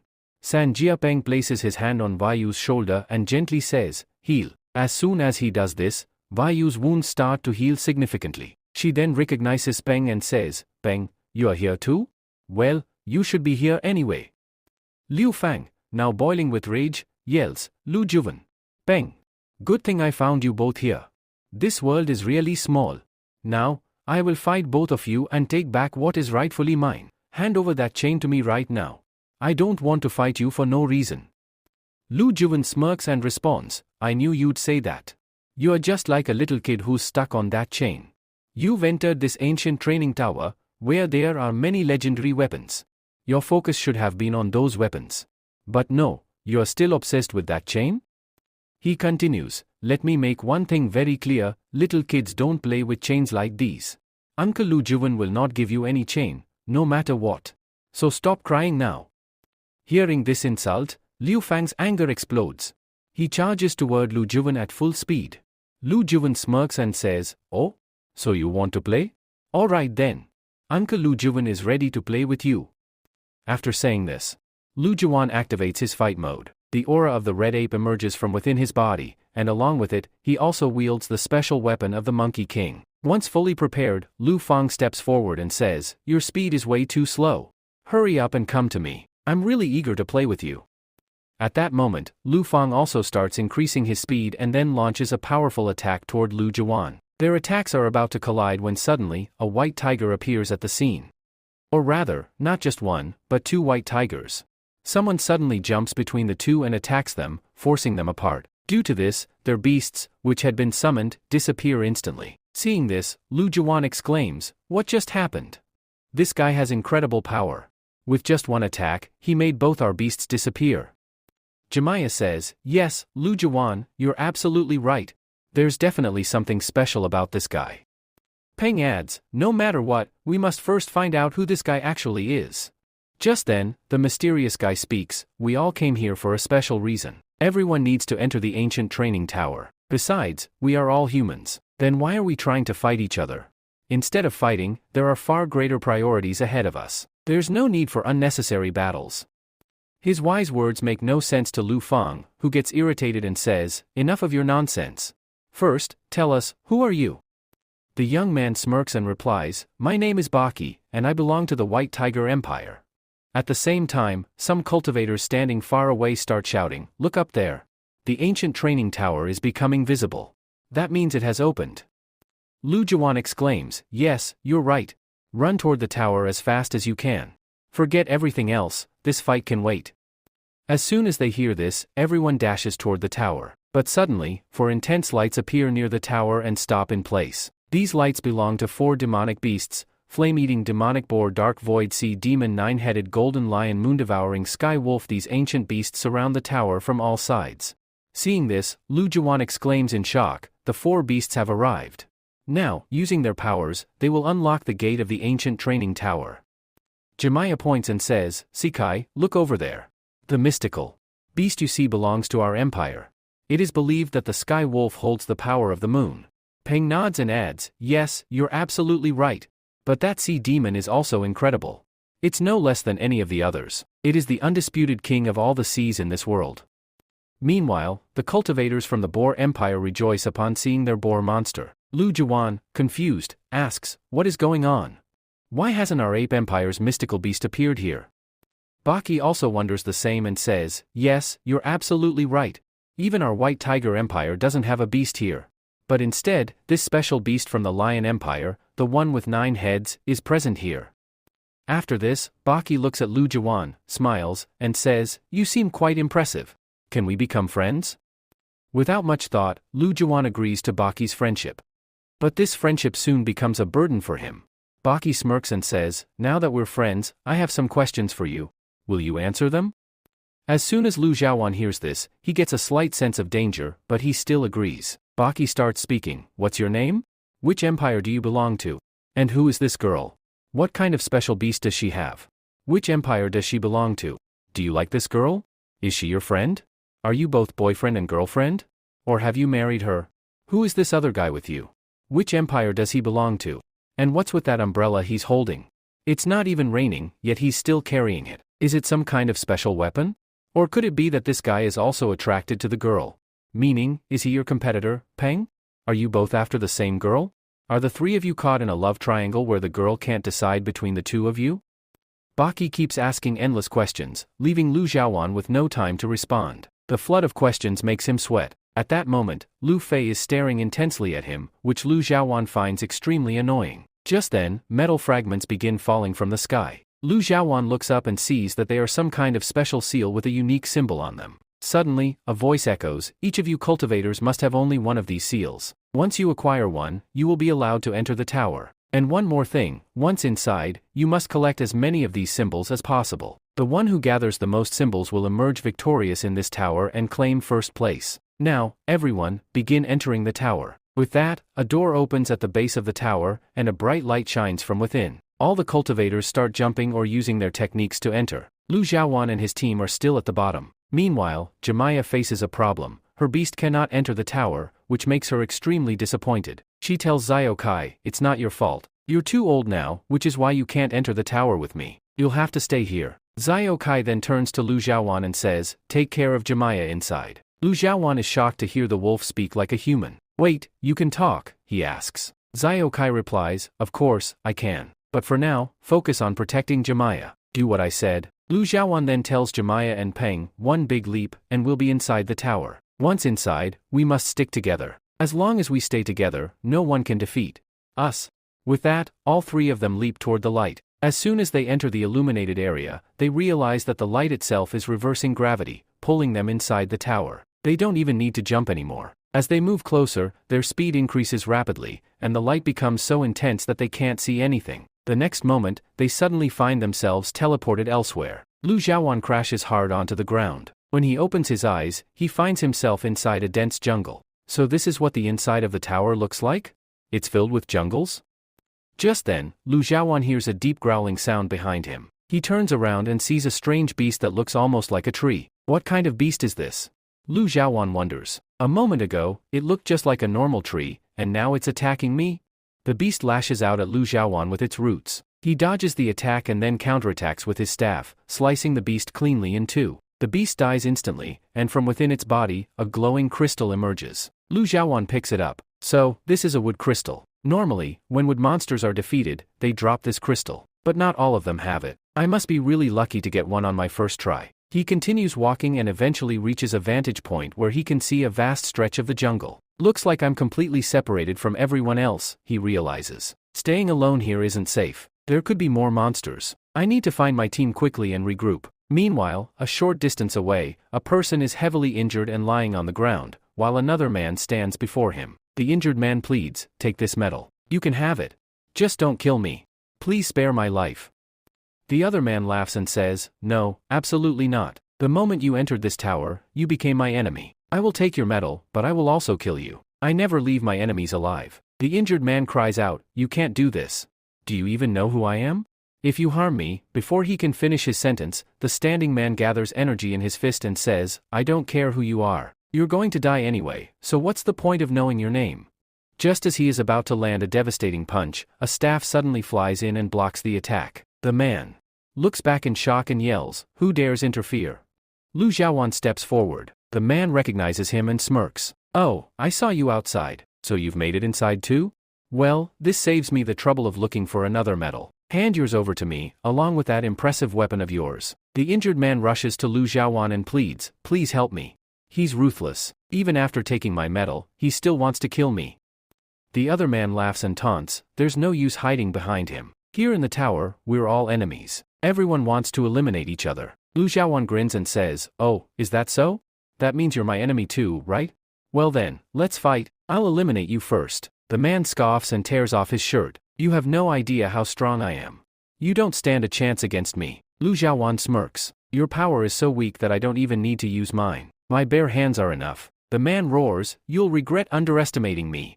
He lunges forward to punch Lu Xiaowan. Lu Xiaowan simply flicks his hand, and the force alone sends the man flying. The man crashes to the ground and groans, "That was too fast, I barely tried." Lu Xiaowan taunts. The man growls, "I'm not done yet.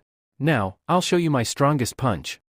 A chilling aura radiates from his body. Lu Xiaowan counters by releasing his own golden aura. Upon seeing this, the man freezes in terror, realizing he stands no chance. Before he can even surrender, Lu Xiaowan's punch lands, sending him soaring into the distance. At that moment, a mysterious girl watches the fight from the shadows. She has short, boyish hair and seems to recognize Lu Xiaowan. Meanwhile, the defeated man crashes onto a mountain peak before tumbling down. He admits defeat, saying, "You win. I surrender. Both my medals are yours." Lu Xiaowan takes them. The injured man then says, "Hey, one of those medals is mine. You came here to help me, right? So return my medal." Lu Xiaowan smirks and says, "Nope, I wasn't here to help you. And besides, you should be grateful that this guy got to you before I did. If I had arrived first, I would have beaten you up and taken your medal myself." After saying this, Lu Juwen starts to leave, but suddenly, a voice comes from behind. Lu Juwen. Finally, I have found you. The voice belongs to San Jiapeng. Lu Juwen looks at him in shock as Peng walks closer and says, "What happened? Don't you recognize me? I am your friend." Lu Juwen, now happy, responds, "No, it's not that. I have recognized you. It's great that I found you. I was just thinking about how good it would be if you were with me." Peng smiles and says, "That's exactly why I found you. We are like brothers, and I will always stay by your side." Lu Juwen nods and says, "Now that you here, we should start searching for Jemaya. She must be somewhere around." As soon as Lu Juwen turns his back on Peng, Peng suddenly transforms. He now looks like a fox. And in the very next moment, he launches a strong attack on Lu Juwen. But Lu Juwen had already anticipated this attack. He quickly turns around and throws a powerful punch at him. The punch lands perfectly, and Peng is sent flying, crashing into a tree. But then, a shocking truth is revealed: this isn't Peng. Instead, it's a girl. And she's the same girl who was secretly watching the fight earlier. After revealing her true form, the girl looks at Lu Juwen and exclaims, "This is impossible. I had disguised myself so well. How did you recognize me?" Lu Juwen smirks and replies, "The moment you called my name for the first time, I recognized you. Peng is my best friend, and I know him very well. You copied his appearance and even his voice, but you couldn't imitate his way of speaking. That made it easy for me to see through your disguise. Now tell me, why did you take San Jiapeng's form?" Hearing this, the girl laughs and then starts running at full speed. As she runs, she calls out, "If you really want to meet Peng, then follow me." Hearing this, Lu Juwen realizes that she must have encountered Peng before and done something to him. Without wasting any time, he starts chasing after her. The girl leads him far away before climbing up a giant tree. But this isn't just any tree, it's a volcanic mountain, which is completely active. As soon as Lu Juwen reaches the top, he says, "There's no escape from here. You can't hide from me. Now tell me, where is Peng?" The girl laughs and replies, "Peng, Peng, Peng. I don't know any Peng. My only mission was to bring you here, and now that I've completed it, I'm leaving. We will never meet again." Saying this, she uses her skill and instantly disappears. Lu Juwen suddenly feels that he has been trapped. As he tries to escape, a formation activates beneath him, restricting his movements. And then, another person appears. He has activated the power of the Buddha's hand. This is Yuan Fang. As soon as he sees Lu Juwen, he smirks and says, "Finally, I have found you. I had to set a trap just to catch you. Lu Juwen, you are such a fool. You lack any foresight? You failed to see through our plan and easily fell into our trap. Now, get ready to die." Yuan Fang steps down to talk to Lu Juwen a little more, but this proves to be his mistake. Lu Juwen immediately activates his ability, AP, and launches a strong attack on Yuan Fang. Yuan Fang dodges the attack by stepping back, but this attack also breaks the formation that was restricting Lu Juwen. Seeing this, Yuan Fang exclaims in shock, "What kind of attack was that? This weapon in his hand, it's incredibly special. My formation had no effect on it, and it completely shattered my trap. Where did he get such a weapon from?" Then, he grits his teeth and declares, "No matter what, I will not let this boy escape. I worked too hard to set up this trap. He will die right here." After saying this, Yuan Fang's punch lands directly on Lu Juwen, but Lu Juwen blocks it using his staff. However, this attack carries immense power, causing Lu Juwen to slowly retreat. After some time, he gets pushed back so much that he reaches the very edge of the mountain, where his feet start slipping. Seizing the opportunity, Yuan Fang exerts even more power, making Lu Juwen leap straight into the lava. Just then, help arrives. A flying water snake swoops in and catches Lu Juwen in midair. San Jiapeng has arrived. He sends one of his snakes to save Lu Juwen, while the rest of the snakes engage in a fight with Yuan Fang. Upon seeing Peng, Lu Juwen feels relieved for a second, but then he notices something strange: his golden beast is behaving oddly. Suddenly, two dragons emerge from within its body and start flying around erratically. Lu Juwen instantly realizes, crystal collapse is about to happen. Crystal collapse means leveling up. When this occurs, an enormous amount of energy bursts out of a massive body. If that happens here, the energy will be so overwhelming that it could trigger a volcano blast. Lu Juwen starts to worry, but the scene shifts. Now, we see Jemaya wandering around in the jungle, looking for Lu Juwen and Peng. She has received some hints about their whereabouts when suddenly, help! Help! She hears someone screaming. It's Gao Dao, who is being chased by a massive rock monster. Jemaya rushes to the scene and, with a single attack, defeats the rock monster. Gao Dao shouts in relief, "Jemaya! Thank goodness I found you. But Jemiah glares at him and replies, my name is not Jemiah for you. You will call me Your Majesty, only then will it be acceptable for you. Hearing this, instead of feeling insulted, Gao Dao blushes. Meanwhile, we learn that this Jemiah is the same girl for whom Gao Dao had worked so hard. He even defeated the strongest warrior in his empire to earn the right to enter the training tower. But Jemiah doesn't care about any of this. She is only thinking about Lu Juwen. Suddenly, the artifact she carries starts glowing. She immediately remembers, it glowed just like this when Lu Juwen was trapped inside gravity. And the second time it glowed was when Pang was using his full force energy. Jemiah starts to worry, could something bad be happening to either of them? She focuses harder and finally realizes.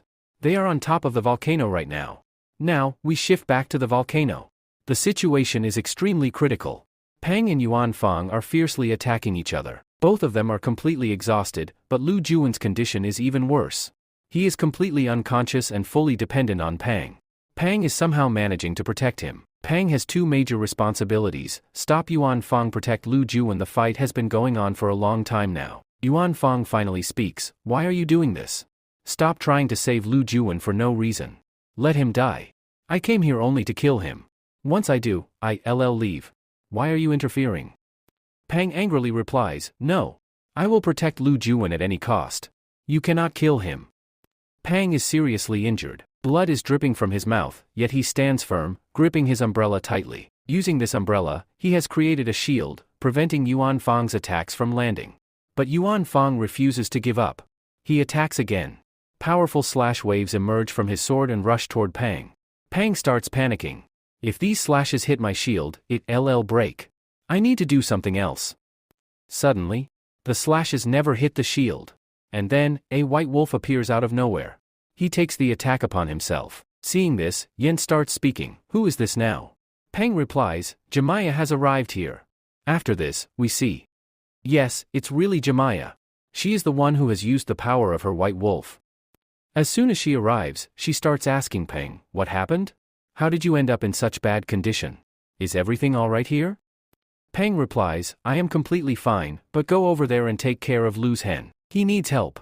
Saying this, Pang gestures downward. Below, Lu's hen is lying on the ground. Seeing this, Jemiah says to Gao Dao, you have to handle everything here.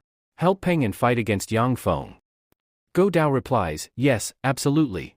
I will handle this fight with ease. You just go there and help him. Now watch how I defeat this guy Yang Feng in battle. After hearing this, Jemiah moves towards Lu's hen. Meanwhile, Gao Dao starts speaking to Yang Feng, whoever you are, leave this place immediately. Otherwise, I'll kick you straight into this lava. Saying this, Gao Dao charges toward Yang Feng. Suddenly, a loud scream echoes in the air. Moments later, Gao Dao crashes down with a thud. Yang Feng has defeated him in battle within mere seconds.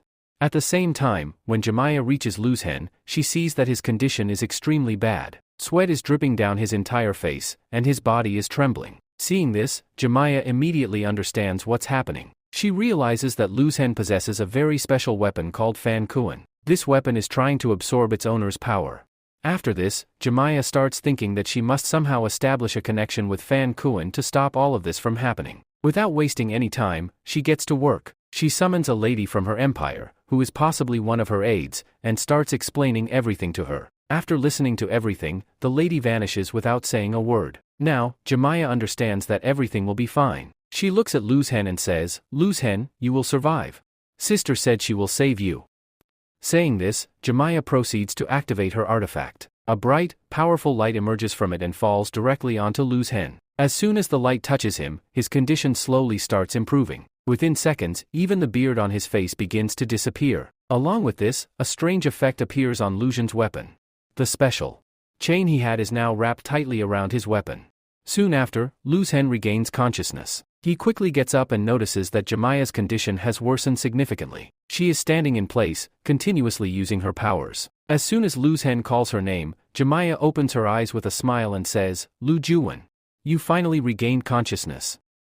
Saying this, she collapses unconscious. Lu Juwen rushes forward and catches her, thinking, what has she done? To save me, she has used up all of her spiritual energy. At that moment, he looks at his weapon. He notices some changes happening within it. He sees that the same special chain is now wrapped around his weapon. Lu's hen starts thinking, what just happened? My special chain has wrapped itself around this weapon? Does this mean my two weapons have merged into one? After this, Lu Juwen lifts the weapon to examine it more closely. As soon as he does, he sees a horrifying vision. He sees Jemiah hanging somewhere, with her own weapon pierced through her body. Because of this, Jemiah is in immense pain. Seeing this, Lu Zhen cries out, "What was that? What did I just see?" He starts questioning himself. Could it be that my own weapon is the reason for Jemiah's condition? Until now, he had only thought that Jemiah had lost consciousness due to a loss of energy. But now, doubt starts creeping into his mind. Could it be that she has sacrificed her life? And now she might die. No. I must save her at any cost.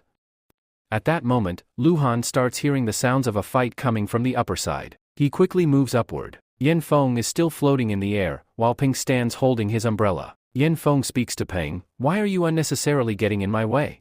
I am giving you another chance. Leave from here. I only want to kill Lu Han, not you." Peng replies, "No. Absolutely not. I won't leave like this. As long as I am alive, nothing can happen to Lu Han." Hearing this, Yan Feng becomes even angrier. He attacks Peng again with full force. But just then, a staff appears in between. Seeing this, Yan Feng says, "Who has come in between now?" This time, it was Lu Zhan, who steps forward slightly and says, "Peng, you fought splendidly here. Now it's time for you to rest for a while, and I'll handle this fight from here. Go and check on Jemiah. His condition is very critical." After saying this, Lu Zhan also starts floating in the air. Seeing Lu Zhan flying, Yan Feng says, "It looks like your power has increased significantly, but it won't help you. IV wanted to fight you for a long time. IV worked extremely hard for this. IV fought continuously for years, and yet, IV never been exhausted. If you think that my energy has decreased after fighting all of them, then you absolutely wrong. I can still fight you with full strength. Once you die by our hands, this entire empire will be ours. My father will become the king, and I will be the new prince." Lu Han replies, "An empire is not such a small thing that it can be handed over to a mere beggar. To become the king of an empire, one must be worthy. I've come here to prove my worth. After winning first place in this competition, I'll prove why I am worthy of being the Ape King." Saying this, Lu Han attacks.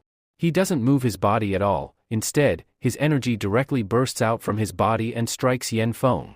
With just this one attack, Yan Feng realizes that Lu Zhan has become more powerful than him. Now, since his body's energy is critically low, he can't fight directly. So, Yan Feng takes out a pill from his pouch, swallows it, and says to Lu Zhan, "Even though my cultivation level is much higher than yours, I feel like it's still not enough to kill you. So, I am increasing my level even further. By consuming this, my power will temporarily increase greatly. Now, how will you face me?" Lu Han says, "No matter what stage of cultivation you reach, you cannot defeat me. I am the prince of this empire, and I will always remain so. And I will be the next king as well." Hearing this, Yan Feng's anger skyrockets. He screams loudly, and white-type power starts radiating from within his body. Then, he says, "Lu Zhan, shut your mouth. Every word you say pierces my soul.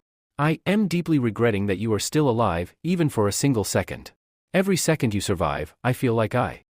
Lu Han interrupts, "So, did you take that pill just to talk nonsense? If you really want to fight, then come forward and fight me." Saying this, Lu Zhan also activates his ape power. This time, the power surging from his body is even more dangerous than before. But even seeing this, Yan Feng doesn't back down. He summons his weapon, Tsunami Sword, and attacks Lu Zhan. In response, Lu Zhan blocks the attack with his staff. The moment Yan Feng's sword clashes with the staff, his condition worsens drastically. Blood gushes out of his mouth, and he loses a significant amount of energy from his body. Now, his energy is so depleted that he can't even stay airborne properly. He falls straight to the ground, landing right in front of Go Dao. Just moments before Yan Feng's fall, Go Dao was completely unconscious. But as soon as Yan Feng crashes, Go Dao regains consciousness and looks up. At this moment, Yan Feng has no idea what is happening, nor does anyone else. Lu Han is extremely happy at this moment. He looks at his weapon and starts thinking, seriously, this weapon can be incredibly dangerous.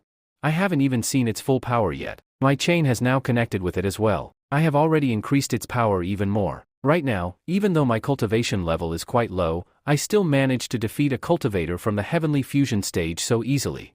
That means no cultivator of this level can stand against me anymore." Just then, Go Dao, who was lying on the ground, suddenly gets an opportunity. Without wasting a second, he bites Yan Feng's hand fiercely. Yan Feng immediately cries out in pain, jerking his hand away, and angrily shouts, "How dare you bite me? Do you even know who I am?" Saying this, Yan Feng trembles with rage but then turns to Lu Han and says, "Lu Han, you haven't defeated me yet. I'm just retreating from this fight for now, but soon, I will challenge you again. And this time, I will defeat you." Saying this, Yan Feng gathers his power once again and quickly runs away. Seeing this, Go Dao immediately stands up and proudly exclaims, "Did you see that? I bit him just once, and he panicked. I defeated him. Yes, I was the one who beat him." Saying this, Go Dao strikes a heroic pose. Lu says, yes, of course. You did everything. You defeated Yan Feng. Well done." Scene shift. Now, the scene changes, and the entire group has gathered together. There is now a new member in the group, Go Dao. After some time, they arrive near a river and start preparing food. Peng and Go Dao begin catching fish. Peng carefully collects the fish and cleans them, but Go Dao has no interest in this. He immediately grabs a fish and starts eating it raw. Seeing this, Peng is shocked and asks, "What are you doing?" With his mouth full, Go Dao replies, "What now? Do you have a problem with my eating too? You should never disturb someone while they're eating." Peng, shaking his head, says, "I was just saying that you should cook it first." Go Dao laughs and replies, "No. Absolutely not. I don't need to cook it, I'll eat it just like this." Peng, looking worried, says, "But it might be poisonous."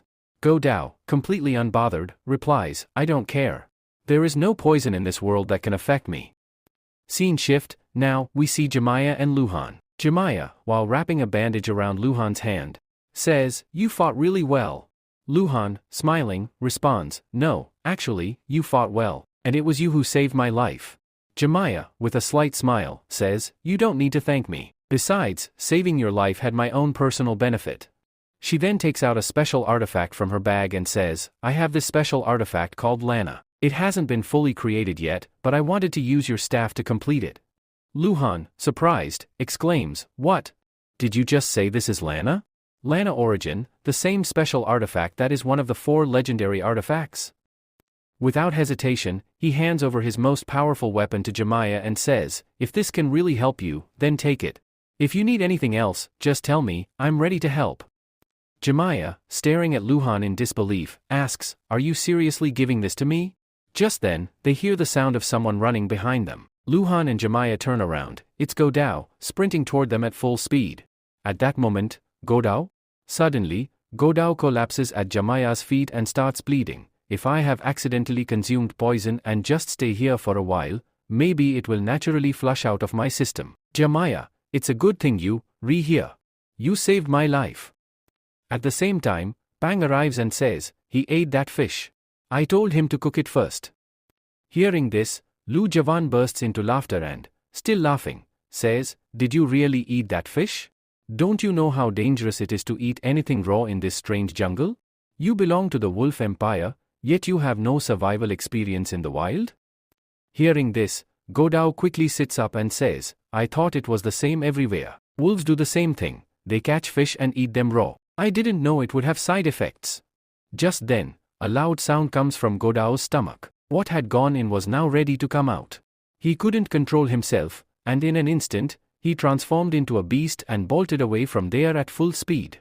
Now, we see some deadly cultivators, who are completely serious about this competition. Among them, the most dangerous is Li Fang. Li Fang is standing in a cleared-out area of the jungle. Almost all the cultivators in this region have been slain by him. Bodies lie scattered all around, and many heads have been severed from their bodies. As he walks through the field of corpses with pride, he says, "They were all trash, and I have taken out the trash. Now, it's time for the rest.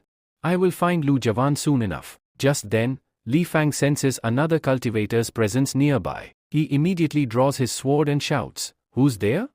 Come out. I can end you before even learning your name, but if you want to introduce yourself before dying, go ahead." Hearing this, a figure steps forward, both hands raised in surrender. It is Yan Fang. Yan Fang slowly approaches Li Fang and says, "I don't want to fight you. We have a common enemy. My name is Yan Fang, and I am the future prince of the App Empire. The biggest obstacle in my path to the throne is Lu Javan. I want to kill him." Li Fang, who was about to leave, stops and turns back. "Oh? So, you, an enemy of Lu Javan?" He smirks and continues, "I don't care whether you are the prince of the App Empire or not. As long as I am letting you live, leave. Otherwise, if I change my mind, I won't hesitate to kill you. Yan Fang replies, I know who you are, and I know about your rivalry with Lu Javan. I can help you. Li Fang chuckles and says, really? You think you are strong enough to help me? Yan Fang confidently says, of course. I am strong enough to defeat Lu Javan in a one-on-one fight. But the problem is, he has a whole team of powerful cultivators with him. Every time I try to face him, they get in my way. Since they have teamed up, we should do the same. We should attack together. Hearing this, Li Fang thinks for a moment. Then he smirks and says, your proposal sounds interesting. If you are truly as strong as you claim, I am willing to team up with you. But I have one condition. Lu Javan is my enemy. I will be the one to kill him. Yan Fang's face lights up with a sinister smile, as if thinking, the fool took the bait. Now, we see another part of the jungle, where a girl named Jinwu is wandering around. She is making full use of the jungle's resources, as she has spent her entire life in the wild. Suddenly, her eyes land on a mushroom. She picks it up and mutters to herself, this mushroom is amazing. If I process it properly, I can make a medicine that boosts strength. Just then, a group of snakes suddenly attacks her from behind. Jinwu instantly senses danger, turns around, and slices one of the snakes into two with her sword. Then, a voice echoes from the shadows, Frog, so this is where you are. Hearing this, Jinwu immediately becomes alert and looks up to see a man standing on a tree branch. The man laughs and says, what a coincidence. You finally ran into me. I feel like you've been looking for me, haven't you?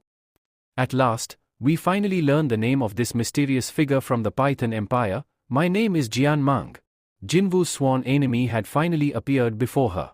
Jian Mang steps forward and says, you have improved since last time. Your power has grown significantly. In fact, you have surpassed your own sister.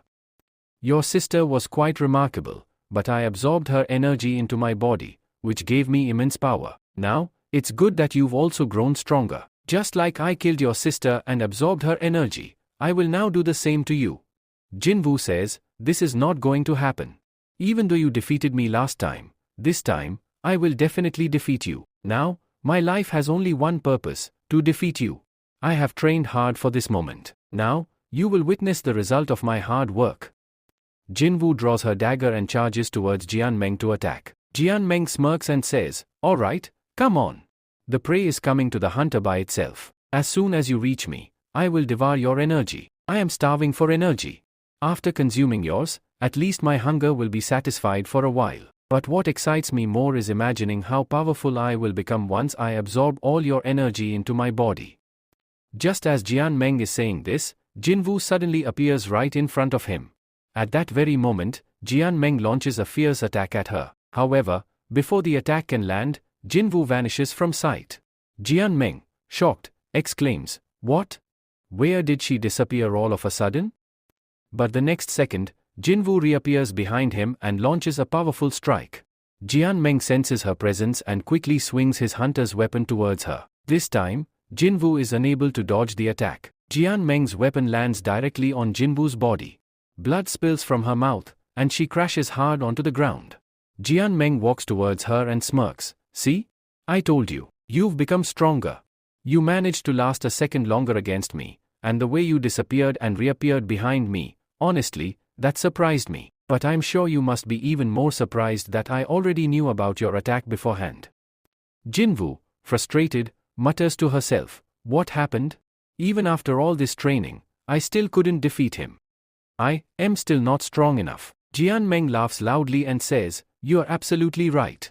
As he laughs, his face begins to transform. He is now fully resembling a giant snake. Then he continues, now, I truly believe that everyone inside your frog empire will eventually become my food. One by one, I will wipe out your entire empire, just like a snake devours an entire group of frogs. At this moment, Jinwu thinks to herself, it looks like I have no other choice left. I must use it. Just then, Jian Meng opens his massive mouth, attempting to swallow Jinwu whole. As he gets closer, bam! Jian Meng is suddenly thrown far away, crashing hard against a tree. He growls in anger. Who's there? Who dares to attack me? A voice responds, it's me. Sang Jia Peng. Seeing Peng, hope reignites in Jinwu's eyes. Jian Meng, still furious, says, don't get too happy. You are still going to die today. But now, I will absorb your energy too. Saying this, Jian Meng fully transforms into a monstrous snake. He looks at Peng and says, I believe your energy must be far greater than this frog's. Even if eating her didn't boost my power much, devouring you will make me immensely powerful. Without assessing Peng's strength, Jian Meng recklessly charges at him. But Peng unleashes all his snakes and begins to tear Jian Meng apart. Within seconds, Jian Meng realizes he is no match for Peng. He tries to escape, but Peng doesn't let him. He keeps attacking relentlessly. Peng's snakes completely surround Jian Meng, biting and ripping into him mercilessly. Even with all this, Jian Meng somehow manages to find an opening and escapes. Shortly after, Lu Dao arrives at the scene and says, that was Jian Meng, right? He ran away. Peng, you are incredible. You fought him alone and won. Judging by your strength, it looks like you are only slightly weaker than me. At that moment, Jinwu approaches Peng and says, Peng, my name is Jinwu, do you still remember me? The scene now shifts outside the training tower. We see a scene from a normal city called Cloud City. It is a simple village where some soldiers arrive and say, everyone, move aside. Our prince is coming. He belongs to the Leon Empire. He is very short-tempered, and if any of you come in his way, you will face severe punishment. Hearing the soldiers' words, the people don't seem too affected, but they still move aside. After this, the prince arrives at the place. His name is Jian Xiao. Not many people know about him. As he enters the village, Jian Xiao notices a nameplate with an inscription, "This is Cloud City." He realizes that he has been arriving at this place repeatedly for the past 3 or 4 times. No matter where he goes, he somehow ends up here again. Seeing this, the prince becomes quite frustrated, but the soldiers accompanying him start mocking him. One soldier says, our prince has no idea how to find the way. We left for the training tower nearly a month ago, but we have gotten so lost that we keep returning to the same place. Another soldier adds, yeah, you are absolutely right. But now, there's no point in reaching the training tower. The prince is now 26 years old, and according to the rules of the training tower, no one above the age of 25 can enter. This means he is no longer eligible to go inside. Now, he is acting like a stubborn child, insisting on entering the tower at any cost. But he should understand that his determination is now pointless. As the soldiers talk about this, the prince overhears them and angrily declares, I knew it. You both always badmouth me behind my back. But today, I will prove right in front of you how I will enter the training tower. I don't care whether I find the training tower or not. All this wandering around, it's all part of my plan. Because I don't even need to go near the tower. Do you see this? This is a special equipment that my father received from his friend. With its help, I can directly teleport to the place where the lunar origin artifact is. Now, the prince asks, tell me, where is the lunar origin right now? It is with Jemiah, and he is currently inside the training tower. So, if I use this artifact, I will be teleported directly to him. This way, I will accomplish 2 things at once. I will enter the training tower. I will claim ownership over the lunar origin. My father has a great interest in this artifact. Once I bring it to him, he will be more than pleased with me. Saying this, the prince activates the artifact in his hand. Immediately, a blinding light bursts out from it, and Jian Xiao steps right into the light. We see the scene inside the training tower, where Lu's Hen is laughing while attacking a monster. It's an octopus-type monster. Lu's Hen easily attacks its head and extracts the crystal from inside. It's a water crystal, which he then takes to Jemiah to show her. Jemiah looks at the crystal and says, you've really become much stronger. Your cultivation isn't that great, but even then, your power is incredible. You defeated this monster so easily, and on top of that, you're not afraid of it at all. Lu's Hen responds, it wasn't that special. The monster wasn't very strong. I defeated it easily, it wasn't even trying to attack me. Now, we have collected quite a few of these crystals. These crystals work just like metals, so if we gather as many as possible, I won't have to work too hard to win this competition. Now, I will definitely come first in this competition. Jemiah replies, yes, you're absolutely right. You're very capable, you should come first. But sometimes, I think about my sister. She is very strong, and compared to her, I feel like I am nothing. Sometimes, I feel like I'm not even 1% of what she is. Because of this, I often fail to use my powers properly and rely entirely on my monster, Cio Kai. Without it, I feel like I can't do anything on my own. Hearing this, Lu's Hen places his hand on Jemiah's head and says, no. That's not true at all. You saved my life back there, and at that time, you didn't even have your monster with you. So, never say that you are nothing without your monster. And as for your sister, maybe she is very powerful, but you can also become strong. Here, take this water crystal and absorb its power into yourself. Saying this, Luz Hen hands the crystal to Jemiah. She takes it, sits down to the side, and begins her cultivation. Slowly, the energy starts flowing into her body. Time passes, and Luz Hen, sitting nearby, thinks to himself, I won't let anyone disturb Jemiah here. She's sitting here to cultivate. If someone tries to distract her or wake her up, all the energy she has absorbed will go to waste. At that moment, a voice comes from the river nearby. Who's outside? Can I come out? Then, another voice follows, we were all supposed to be teammates together, so how could you just leave me behind? As soon as Luz Hen hears this, he looks toward the source of the voice. Suddenly, a head emerges from the water. The person speaks again. This time, I didn't even say anything. I was just sitting quietly in my spot, and yet, you still jumped into the water. What's up with that? Then, the guy opens his eyes fully and sees Luz Hen in front of him. He exclaims, Luz Hen. It's you. When I entered this tower, I was with a group of people. We had formed a good team, but I don't know what happened. They suddenly abandoned me. I had just asked them 1 or 2 small questions, and then they just ran away, jumping into the water. Then, he continues, anyway, what are you guys doing here? Is this a date? Hearing this, Luz Hen starts blushing, and Jemiah gets slightly distracted. Seeing this, Luz Hen quickly tells him to be quiet. Baki responds, I am quiet. Why should I stay quiet? Is it because you're embarrassed? Could it be that I've figured something out, and that's why you're feeling awkward? Hearing this, Luz Hen realizes that there's no way to make Baki stop talking. He moves closer to Jemiah and covers her ears to ensure that her cultivation isn't interrupted. But there's no way to silence Baki.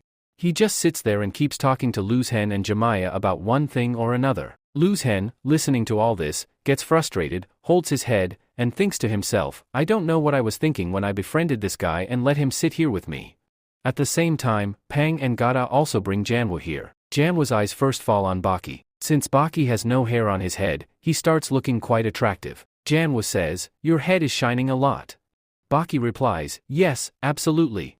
My head is always like this. I've been massaging it for a long time, and this is the effect of that. Meanwhile, Jemiah stops her cultivation, opens her eyes, and says, now we are 6 people here. Our team is completely complete. Suddenly, right where Luzon is sitting, a portal opens. Luzon says, what is happening? Is someone trying to attack us again? At that very moment, a huge tree emerges from the portal, and Jemiah gets completely trapped inside it. Luzon steps aside, but suddenly he hears Jemiah screaming loudly from inside the tree. She is screaming for help. Hearing this, Luzon looks carefully at the tree and notices a small cage inside it. Jemiah has been captured inside the cage. Seeing this, Luzon rushes towards her. He jumps and reaches right next to the cage, but then his eyes fall on someone standing right above it. It's Jian Seo. The moment Jian Seo sees Luzon, he uses his skill. His eyes begin to shine intensely, and suddenly, a powerful beam shoots out from his eyes, hitting Luzon's body directly. Luzon is unable to move forward. He falls hard to the ground and, while falling, shouts to Jemiah, Jemiah, don't worry at all. I am coming back. As he falls, Luzon drops down from a great height, but even while falling, he manages to grab onto the vines again. The height of this tree has now increased massively. It has almost reached the sky. Looking at the tree, Luzon says, this tree is incredibly tall. It became this huge in just a second. No matter how tall it is, I will climb it to the top, reach where Jemiah is, and set her free. As Luzon climbs up, he notices some stones embedded in the tree. Looking at them, Luzon recalls something. When I was with my father, he told me that some special trees exist. If their seeds are planted in the ground correctly, they grow extremely fast. But this tree, it feels different. This tree is not made of wood, it looks like it's made of stone. But how is that even possible? How can a stone tree exist in this place? Just then, Luzon's eyes fall on another portal. Seeing it, he says, I am certain. This golden guy should not be here. He must have come out of that portal. But this portal is still open. Does that mean he wants to take Jemiah away through it? Before that guy succeeds in his plan, I must catch him and free Jemiah. At that moment, Luzon senses something else nearby. He immediately shouts, who is there? Show yourself. Suddenly, a powerful attack comes toward him. Luzon fails to dodge the attack. A strong punch lands on him, and he gets thrown to the side, crashing into a tree. Even while injured, Luzon quickly stabilizes himself, summons his weapon in his hand, and speaks, who are you? I can't see you. Show yourself. This time, whoever was hiding finally responds to Luzon's call. A massive python appears before him. It's a white-colored python. That means it's Jan Mang. The same Jan Mang that Pang had badly beaten a while ago. Seeing Lu Zhan in front of him, Jan Mang smirks and speaks, "That time, I tried to attack that girl and absorb her energy, but that other boy saved her, and I remained hungry. But my hunger must be satisfied. If not, I will attack you and absorb your energy. You don't look very powerful. Your cultivation level isn't that high either. No one can save you now. Just hand over your energy to me." Lu Zhan says, "No. Absolutely not. I have no time to waste on you. Move forward quickly, let's end this game right now." Saying this, Lu Zhan starts the fight and begins attacking Janmin. Janmin says, "Alright. If you can save yourself, then go ahead and try." As he says this, he opens his mouth wide. His mouth has opened so wide that he can swallow Lu Zhan whole in one go. Lu Zhan dodges Janmin's first attack by moving to the side. Then, he hangs onto a vine and starts thinking, "This is seriously dangerous. I can't fight him for too long. This is way too risky. There's another problem. I don't have time. I need to reach Jamaya. I have to do something to end this fight quickly. Using brute force won't work. I'll have to use my brain." As Lu Zhan is thinking this, Janmin attempts to attack him again. But at that moment, someone else suddenly attacks Janmin. This attack lands directly on Janmin's head, causing him to crash into a part of the tree. The impact even knocks some sense into him. He reverts back to his human form and is now extremely angry. Blood is dripping from his head. He shouts, "Who is it? Who tried to attack me from the shadows?" At that moment, Yanwu arrives at the scene. Seeing her, Janmin becomes furious. He growls, "You came back again." Lu Zhan smirks and says, "I knew it, Yanwu. You would definitely come." Yanwu says, "Enough talking. That girl is in danger up there. Climb up quickly and save her. This guy's name is Jianming, and he's my enemy. I'll handle him here. You go up and handle things there." Hearing this, Lu Zhan leaves Jianming and Jinwu fighting below and starts climbing upward. Meanwhile, Jianming glares at Jinwu and says, "You've truly become a headache for me. Getting rid of you is turning out to be a challenge, but now, I will erase you completely." Jinwu responds, "No. You won't erase me. Now come on, let's move forward and end this fight here and now." Next, we see the top of the tree, where Jianxiu has captured Jamaya. Jamaya is locked inside a cage. Jianxiu says, "Hand over the artifact to me quickly. I have a special device with sand moving from one chamber to another. Once all the sand shifts to the second chamber, I will be able to leave this place. Do you understand what that means? I will talk to you nicely only until this sand runs out. If you don't give me the artifact by then, I will have to use force, because I am not leaving empty-handed." Now, we shift back to the battle between Jianming and Jinwu. Jinwu swiftly spins toward Jianming and then disappears into thin air. Jianming looks around, confused, what just happened? Just then, Jinwu activates her skill. A gigantic hand descends from the sky and crashes down on Jianming. He gets completely crushed under the massive hand.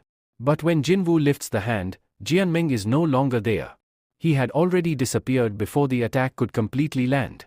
Jinwu then activates another skill. This time, a green mist spreads all around. She shouts, "Jianming, where are you? Come out and face me." Suddenly, a voice echoes, "We've been right in front of you this whole time. You just can't see me. That's your mistake." As soon as she hears this, she frantically looks around. That's when she spots Jianming sitting on a tree branch, activating one of his skills. Beside him is a python. Jianming smirks and says, "Did you really think your weak attack could kill me? Or that it could even affect me? Now, let me show you what a real attack looks like." Saying this, Jianming commands his python to attack Jinwu. Jinwu quickly activates one of her skills. She shouts loudly, "Earth Demon Eye, Light Arrow." As soon as she says this, her eyes start glowing intensely. Then, from inside her eyes, two arrows shoot out and strike Jianming directly in his eyes. Jianming becomes completely blind. Blood starts gushing from his eyes. Even his python suffers the same effect. Now, it too can't see anything. Both of them start thrashing around in panic. Zenmin says, "What kind of skill was that? When did you acquire this skill? You are able to blind me. This is causing me a lot of pain." At that moment, Yunwu launches her next attack. It's just a normal attack. There is a tree nearby, and she swiftly slices its trunk. The trunk falls directly onto the snake. Now Jianming has no way to escape from here. Yunwoo moves closer to the snake and attacks it again. With a single strike from her dagger, the snake is cut into 2 pieces. Seeing this, Yunwoo exclaims, "Look, sister. Did you see? I have avenged you. This creature is dead now." After saying this, Yunwoo feels somewhat relieved, but she fails to realize that even after decapitating the snake, it can stay alive for some time, and then, exactly that happens. The snake's body comes back to life. It coils around Yunwoo, completely trapping her. In response, Yunwoo thrusts her dagger deep into the snake's body, but it has no effect. Instead, Yunwoo lets out a sharp scream. As soon as her dagger pierces the snake's body, the entire body disappears. And what she sees next shocks her. She didn't stab the snake, she stabbed herself. And this wasn't Jianmeng at all. It was just an illusion. The real Jianmeng is calmly sitting on a tree branch. Laughing, he says, "So, how was it? You're attacking yourself now. Don't even think of blaming me for this. This is nothing but a suicide." Yunwoo groans in pain. Jianmeng continues with a smirk, "Did you really think this would be easy? I am a python.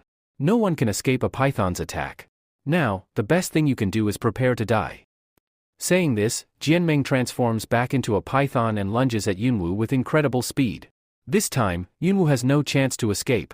The python reaches her in an instant, clamps its mouth over her, and then coils its massive body around her. Now, only Yunwoo's feet are visible outside, but there is no hope left. In just a few seconds, the python completely swallows Yunwoo. And then, it speaks, "Your test was quite entertaining. But considering how long I had to wait for you, I expected more. I thought you'd be more delicious, but oh well, it's fine. At least I've absorbed your energy." Meanwhile, we see Luhan, who is still climbing a tree. There are several spiders around him, but he doesn't seem to care. He just keeps moving forward. As he climbs higher, he hears someone screaming for help. Luhan quickly looks up and spots a massive spider web ahead, with someone trapped inside. As he moves closer, he recognizes the person. It's Baki. Baki is shouting desperately for help. As soon as Luhan reaches him, Baki recognizes him and says, "Luhan. You came. I knew someone would come to save me." Luhan asks, "What happened? How did you get stuck in this web?" Baki replies, "I wanted to test the strength of a spider's web. So, I touched it, and then I just kept getting more and more stuck." Luhan scolds him, "That's why I always tell you, stop asking pointless questions. You don't need to test everything with a practical experiment." Then he warns, "Now, don't move at all. I'll free you quickly." Luhan attacks the web 2 or 3 times, and soon, Baki is completely freed from it. Grateful, Baki says, "Thank you, Luhan." Luhan responds, "I don't have time for this. We need to reach the top quickly. Someone has attacked Jemaya and captured her. Before they take her away, we must catch them." Fired up, Baki says, "Yes. I am not afraid of anyone. I will go with you." Just then, a spider falls onto Baki's head. Terrified, he immediately jumps onto Luhan and shouts, "The only thing in the whole world that I am afraid of is spiders." Luhan kills the small spider and says, "That was the last spider left in this place." But suddenly, thousands of spiders start emerging from every direction, rushing toward Luhan. Seeing this, Baki panics, "What's happening? You just said you killed them all. But now there are even more than before." Luhan frowns and says, "Something is wrong with these spiders. They are not behaving normally. This isn't how they act. They shouldn't be able to attack in organized groups like this." At that moment, Baki spots something in the distance and shouts, "Look! Over there! That must be our real enemy. He's coming out from that place." Just then, another man arrives at the scene. Judging by his clothes, he seems to be someone Baki knows. As soon as Baki sees him, his face lights up, and he excitedly says, "Senior brother. You're here. Have you learned how to control spiders now? That's amazing. But where have you been all these years? I never saw you anywhere." Hearing this, the man's expression turns furious. Angrily, he says, "You're the one asking this? All of this happened because of you. Because of you, I was expelled from the sect. That's why I was nowhere to be found." His voice grows even harsher. "Because of you, I was cast out from our sect. That's why you never saw me anywhere. All these years, I've been wandering from place to place, with no sect to call my own. Everything I have become is because of you." After saying this, the man starts playing his flute. As soon as he does this, all the spiders come under his control and begin moving according to his commands. Seeing this, Lujwen also activates his power and, moving forward, says, "Looks like I'll have to crush you too. I'll take down each and every one of these spiders, and then I'll kill you as well." Just then, Baki says, "No. Don't interfere in this fight. He belongs to the White Tiger Empire, and so do I. It's better if we settle the matters of our empire ourselves. Besides, Lujwan, you have far more important tasks to handle. Go up and save Jemaya. Lujwan replies, all right then. I am going to save Jemaya. She's on the upper side. I'll wait for you. Once you defeat him, come up there. After saying this, Lujwan leaves. Then, the man speaks, Baki, why are you not letting your companion fight alongside you? Are you afraid that if he sees you fighting against me, he'll realize how weak you actually are? There could be many reasons for sending that girl away, but do you know the reason for your own death? You should know that by now. Get ready to die. Let's start this fight and bring it to an end. Because of you, I was humiliated inside the sect, and I suffered great losses. I will have my revenge.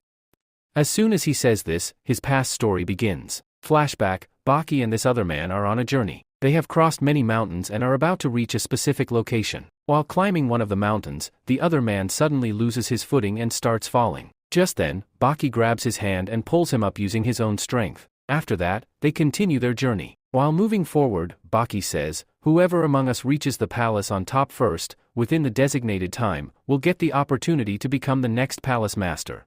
Senior brother, imagine what will happen if we both arrive there together. They will be so confused. They won't be able to decide who should become the next palace master.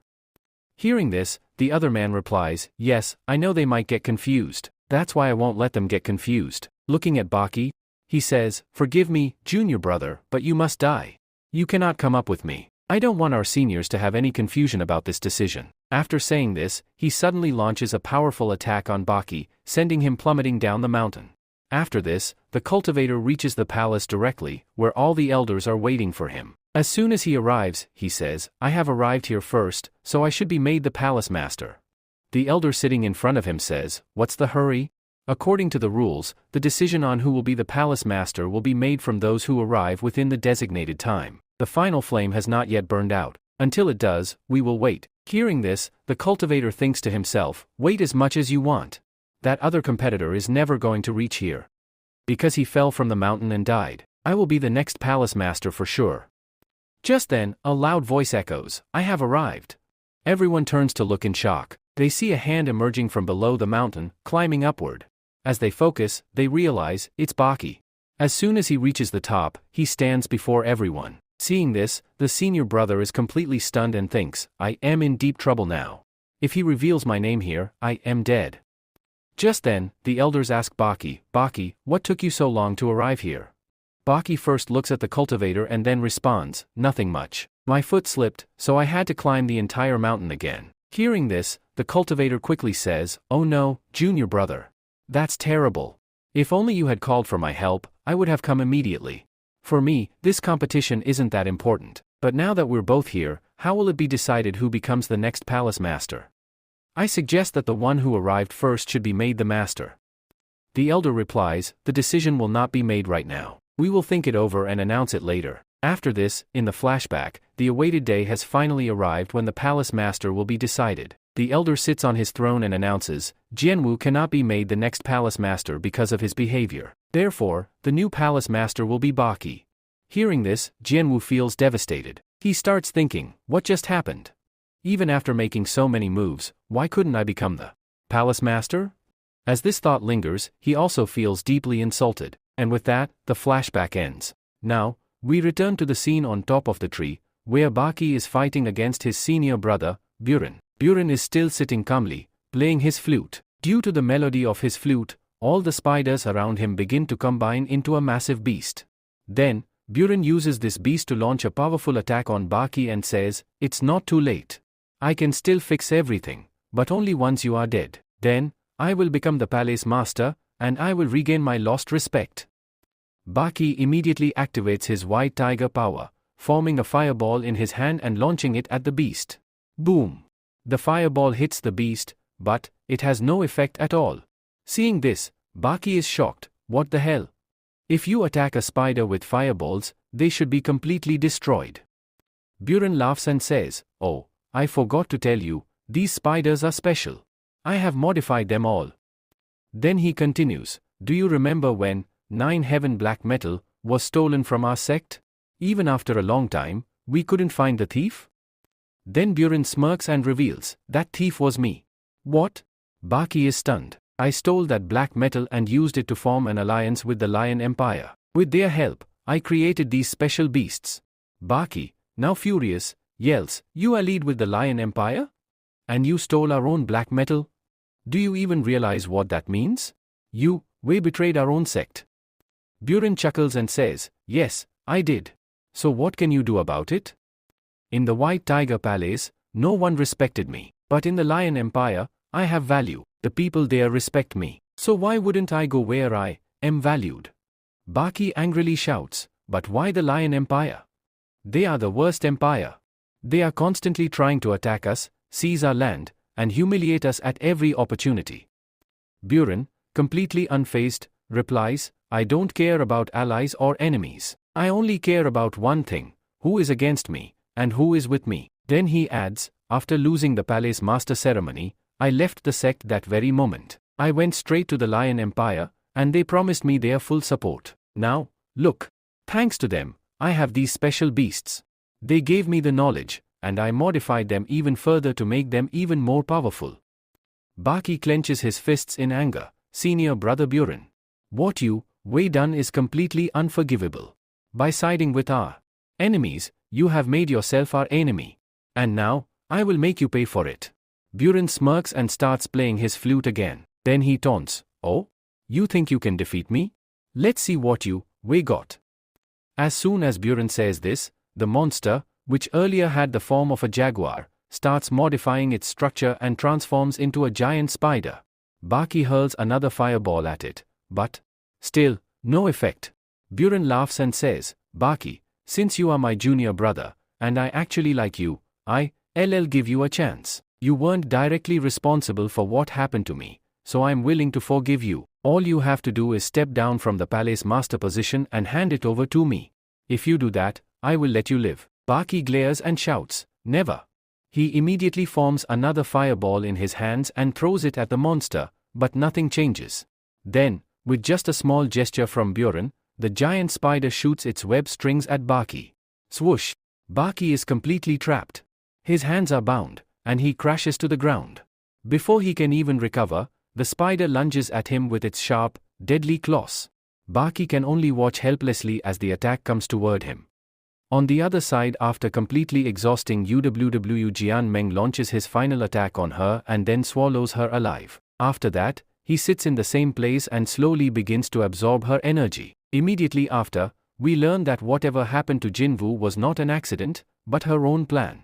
She deliberately wanted to go inside Jian Meng's stomach because she knew that defeating him from the outside was completely impossible. After entering Jian Meng's stomach, UWW notices a special crystal. As soon as she sees it, she realizes that this is the monster's power core. If it is destroyed, the monster will be completely defeated. As soon as she understands this, she rushes toward it. But it is not as easy as it seems. Suddenly, several snakes emerge from around the monster and begin speaking. "So, you are still not ready to die? You are just like your sister, or should I say, even more stubborn? Even after facing death, you still have the will to fight? Why don't you just surrender? It would be better for you to submit before me and hand over your energy." UWW furiously responds, "No. Absolutely not. Now, you have to die. I have certain ways that will allow me to completely destroy your body from the inside. Now, you have no way to save yourself." Hearing this, the snake becomes enraged. He flicks his tongue and summons even more snakes. Then, all of them together launch a powerful attack on UWW. In response, UWW increases her power. She forms a special ball in her hands. A bright, dazzling light radiates from it. It is an energy ball. With this, a flashback begins. This flashback is from many years ago. This was the time when Pank had not yet met Luje. It is a seaside location where Vayu enters a palace. This is Pang's house. After arriving here, she sits outside the palace and starts speaking. "A man named Jian Meng has troubled us. He has killed many of our people. Because of him, even my sister has died. I want to take my revenge on him. I want to save all my people. Please, help me." Hearing this, a young Pang steps out of the palace and, moving forward, says, "All right, take her with you. Inside this is a very special pill that will grant you extraordinary power for a short time, allowing you to defeat him. But always remember, although you will gain power, How you use it will be entirely up to you. My best wishes are with you. I am certain you will use it wisely. Hearing this, Vayu moves forward and takes the box that contains the pill. With this, the flashback ends. Here, the energy ball that Vayu created is not just an ordinary energy ball, it is actually the special pill. She has held on to it for such a long time because she now fully understands how to use it for maximum effect. She also realizes that consuming the pill is not necessary, rather, it can be used to unleash a special attack. Jinwoo is now preparing to execute this attack. As soon as the attack activates, the pill transforms into the shape of an eagle. A snake attempts to attack it, but just then, Vayu unleashes her next attack. She focuses all her energy on the inner core and strikes with full force. The energy tears through every snake in its path and directly pierces the core. As soon as this happens, Jian Meng's inner core begins to completely disintegrate. The effect is even visible on Jian Meng's body from the outside. He screams, What is happening? My inner core is being destroyed. This girl, what kind of chaos is she causing inside my body? And with that, Jian Meng's body explodes. Every fragment of his body scatters in all directions, and Vayu emerges completely unharmed. She then sits on the ground, crying, and says, finally, he is dead. Sister, did you see? I have avenged you. After this battle ends, we now shift to Baki's side. Here, a spider is attacking him ferociously. It launches a poisonous sting shot at Baki, completely trapping him in its grasp. Now, he can no longer move his body at all. After that, the spider prepares to strike him with its razor-sharp claws. Baki watches as the attack comes straight for him, but then suddenly, time stops. He senses a violet energy surrounding him, and at the same time, he hears the voice of his master, Baki, is this really all you can do? Is this truly the extent of your power? At that moment, all the energy starts flowing into Baki's body, but it still isn't working. Baki starts screaming in pain. He feels an unbearable agony within his body. Then, he desperately cries out to his master, Master, it's not working. I have tried everything. I think I have lost this fight. His master responds, No, you haven't lost yet. You have not yet used the special skill that you were granted upon becoming the palace master. Baki, feeling hopeless, replies, But I have never practiced that skill.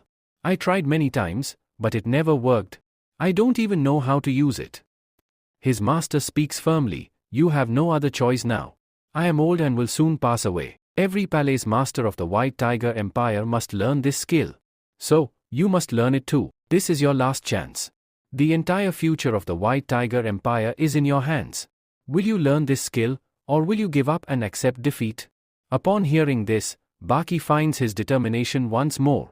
He declares, No, never. I refuse to surrender. Even if I have to sacrifice everything in this battle, I will fight until my last breath. As soon as he says this, energy surges back into Baki's body, and this time, it works. Now, time begins to move again. Even Boren notices the energy radiating around Baki's body. Shocked, he exclaims, What? How are you doing this? Did you learn that skill? Baki smirks and says, Yes, I have mastered it. Its name is Violet Thunder Punch, and now, you will witness its power. As soon as Baki says this, a massive surge of energy bursts from his body, striking the monster directly. In a single blow, the monster disappears. After that, Baki stands up and charges toward Boren at full speed. Boren, furious, mutters, That old man, he actually did it. Old man, you have made a grave mistake. I will soon come for you and take my revenge as well. But for now, this boy is about to die. Even if he destroyed my beast, I still have enough power left to finish him. Baki says, What are you going to do now? You do know that my Violet Thunder Punch is extremely dangerous, right? You won't be able to withstand it. Boren replies, Oh, I absolutely can. You haven't even seen my full power yet. Now, you will witness it.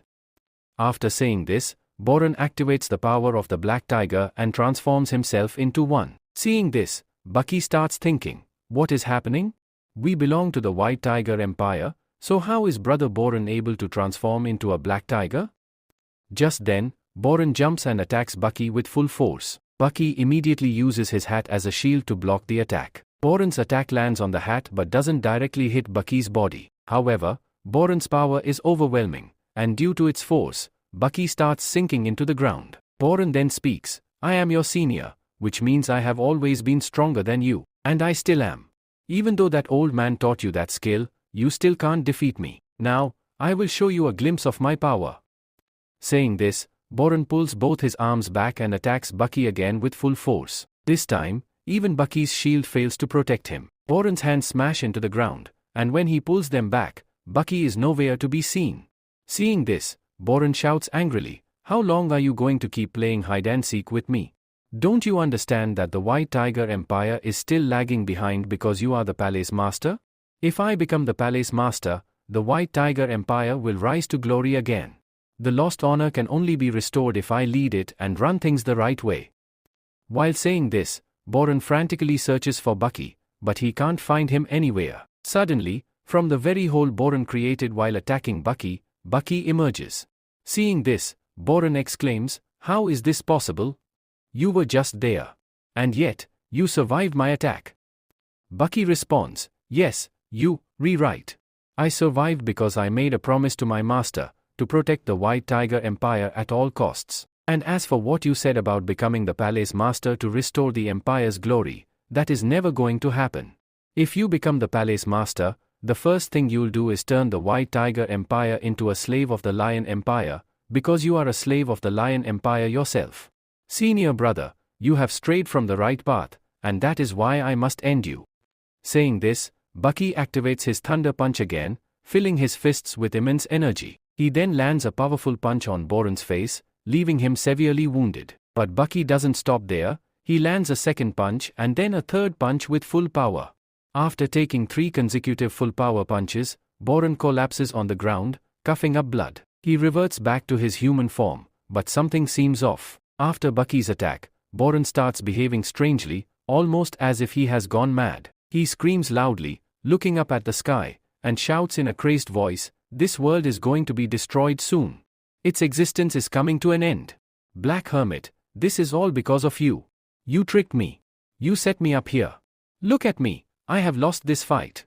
Everything that happened to me, all the disgrace I have suffered, it's all your fault. Just as Boren is about to say something else, his entire body turns black, and in the very next second, he shatters into pieces and disappears. Seeing this, Bucky mutters, what was that? What kind of effect took over Boren's body? And what did he mean when he said this world is going to end soon? And more importantly, WHO is this Black Hermit?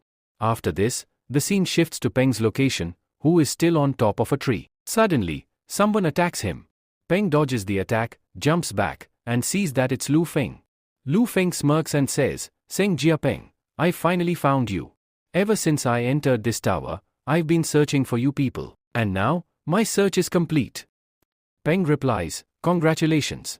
Your search is over. Now tell me, what do you want from me? Lu Feng responds, there's only one thing I ever want, to kill both you and that brat Lu Zhan. And to take that chain from you. But wait. I just remembered, the chain is actually with Lu Zhan, so I guess coming to you first was a mistake. I know. I'll kill you first, then go to Lu Zhan and take the chain from him. Lu Feng then smirks and says, I hope you haven't forgotten that I always keep this with me, to remind me of my revenge. The wound you and Lu Zhan gave me in the Southern Sea, I will make sure you pay for it. This thing always reminds me of that pain and keeps my hatred burning. As Lu Feng says this, a flashback begins. But before the flashback starts, we get some important revelations about Peng. Until now, we thought Seng Jia Peng was just Lu Zhan's bodyguard, but in reality, he is far more than that. In fact, his status is even higher than Lu Zhan's. He is the prince of the Peng Empire. And the Peng Empire is unlike any other empire. All the other empires exist on land, but the Peng Empire is one of the few empires that exist underwater. Because they spend their entire lives in the ocean, Peng always carries an umbrella, to protect himself from sunlight. This also explains why he was weakened when fighting Yuan Feng, because the fight took place on a volcano, where the heat was extreme. This might be the reason Yuan Feng was about to defeat him. And now, we dive into the flashback. The scene shifts to the Southern Sea, which falls under the Peng Empire's territory. Here, 2 dragons are seen flying around, and nearby, there is a special vessel, the same one that Lu Feng was holding earlier. This was also the time when Lu Zhan was on his world tour. At this point, his father was still alive. Lu Jian had come here along with his friend, Seng Jiapeng. Lu Jin looks at the dragon and says, "So this is the dragon that the rumors are all about? And here's the special red chain as well." There is a widespread belief that whoever possesses this red chain will also gain the power of both dragons. The golden dragon and the black dragon are incredibly powerful. When an ancestor of the Peng Empire died, he sealed these two dragons in this place and bound them together with this chain. Lu Jin continues, "When I first arrived in the Peng Empire, your father told me that I must come here and see this chain because I share a special bond with it. But now that I am looking at all this, I don't feel any connection at all. In fact, these two dragons look extremely angry. If I even get close to them, they'll immediately start a fight." Peng smirks, "Are you scared?" Lu Jin replies, "Not at all. I'm here with you. There's no need to be afraid. And when we're together, no one can stop us." Saying this, Lu Jin boldly moves forward. But suddenly, a powerful attack strikes him, throwing him back to the ground. A deep cut appears on his hand, and blood starts dripping. This makes him furious. "Who dares to attack me? Do you even know who I am?" Lu Jin roars. Just then, a new figure appears, Lu Feng. He smirks and says, "My name is Lu Feng, and I belong to the Golden Crane Empire. Compared to me, you are nothing." Pointing to the two blades in his hands, he continues, "These blades thirst for blood. I have been holding them back, or else, by now, you would have been dead, and these swords would have drunk your blood already. Leave while you still can because I need that red chain." Lu Feng reveals his mission, to collect 4 legendary artifacts scattered across the world, covering Umbrella Seal of Terror Lure Origin Phantom Core. He explains, once these 4 artifacts are combined, they will form a full-fledged artifact with unimaginable power. But to merge them, I need this red chain. So don't stand in my way. Leave while you still have the chance. Lu Jin smirks, "Well, there's a problem. We are not the kind of people who back down. And now that you, Wei, revealed this entire story to us, why would we leave empty-handed? We want the chain too." Lu Feng glares at him and says, "Then prepare to die." With that, Lu Feng charges towards Lu Jin and Peng at full speed. Peng activates his umbrella weapon, while Lu Jin, having no weapon, prepares to fight with his bare hands. The battle begins. Lu Feng swings his sword for a powerful attack, but Peng blocks it just in time with his umbrella, saving Lu Jin. Seizing the opportunity, Lu Jin moves to the side and delivers a powerful punch toward Lu Feng. However, Lu Feng reacts swiftly and kicks Lu Jin's fist midair. Since Lu Jin is already weakened, the impact throws him backward, and he falls into the water, crashing into a large vessel placed between the two dragons. Lu Jin's wounded hand bleeds, and his blood touches the vessel. Suddenly, the vessel starts glowing, and the seal placed on it breaks. Lu Jin is stunned for a moment but quickly realizes what has happened. "So, when my blood touched the vessel, the seal broke, and now I own it."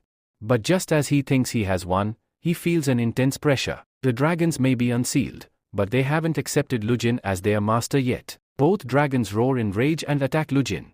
In response, Lu Jin unleashes his aura, triggering a terrifying battle. The dragons coil around him, trying to crush him, but his aura is too strong. The fight spills outside the water, with the dragons still attacking relentlessly. Meanwhile, Peng is still battling Lu Feng. When Lu Feng sees the unfolding chaos, his eyes widen. What the hell just happened? The seal broke because of that boy's blood, and now the chain is bonded to him. Soon, the dragons will also recognize him as their master. And just as Lu Feng predicts, the moment arrives. Lu Jin's aura disappears, and strange tattoos appear on both of his hands, representing the two dragons. The dragons stop attacking. Lu Jin looks at his hands in disbelief. "Wait, does this mean these dragons are mine now? Are they a part of me?" A smug grin appears on his face. "Now, I have my own weapon. Not just any weapon, but 2 powerful dragons under my command." Lu Feng, realizing his dreams are shattered, is filled with rage. "Damn it! Without the red chain, my plan to merge the 4 artifacts is ruined."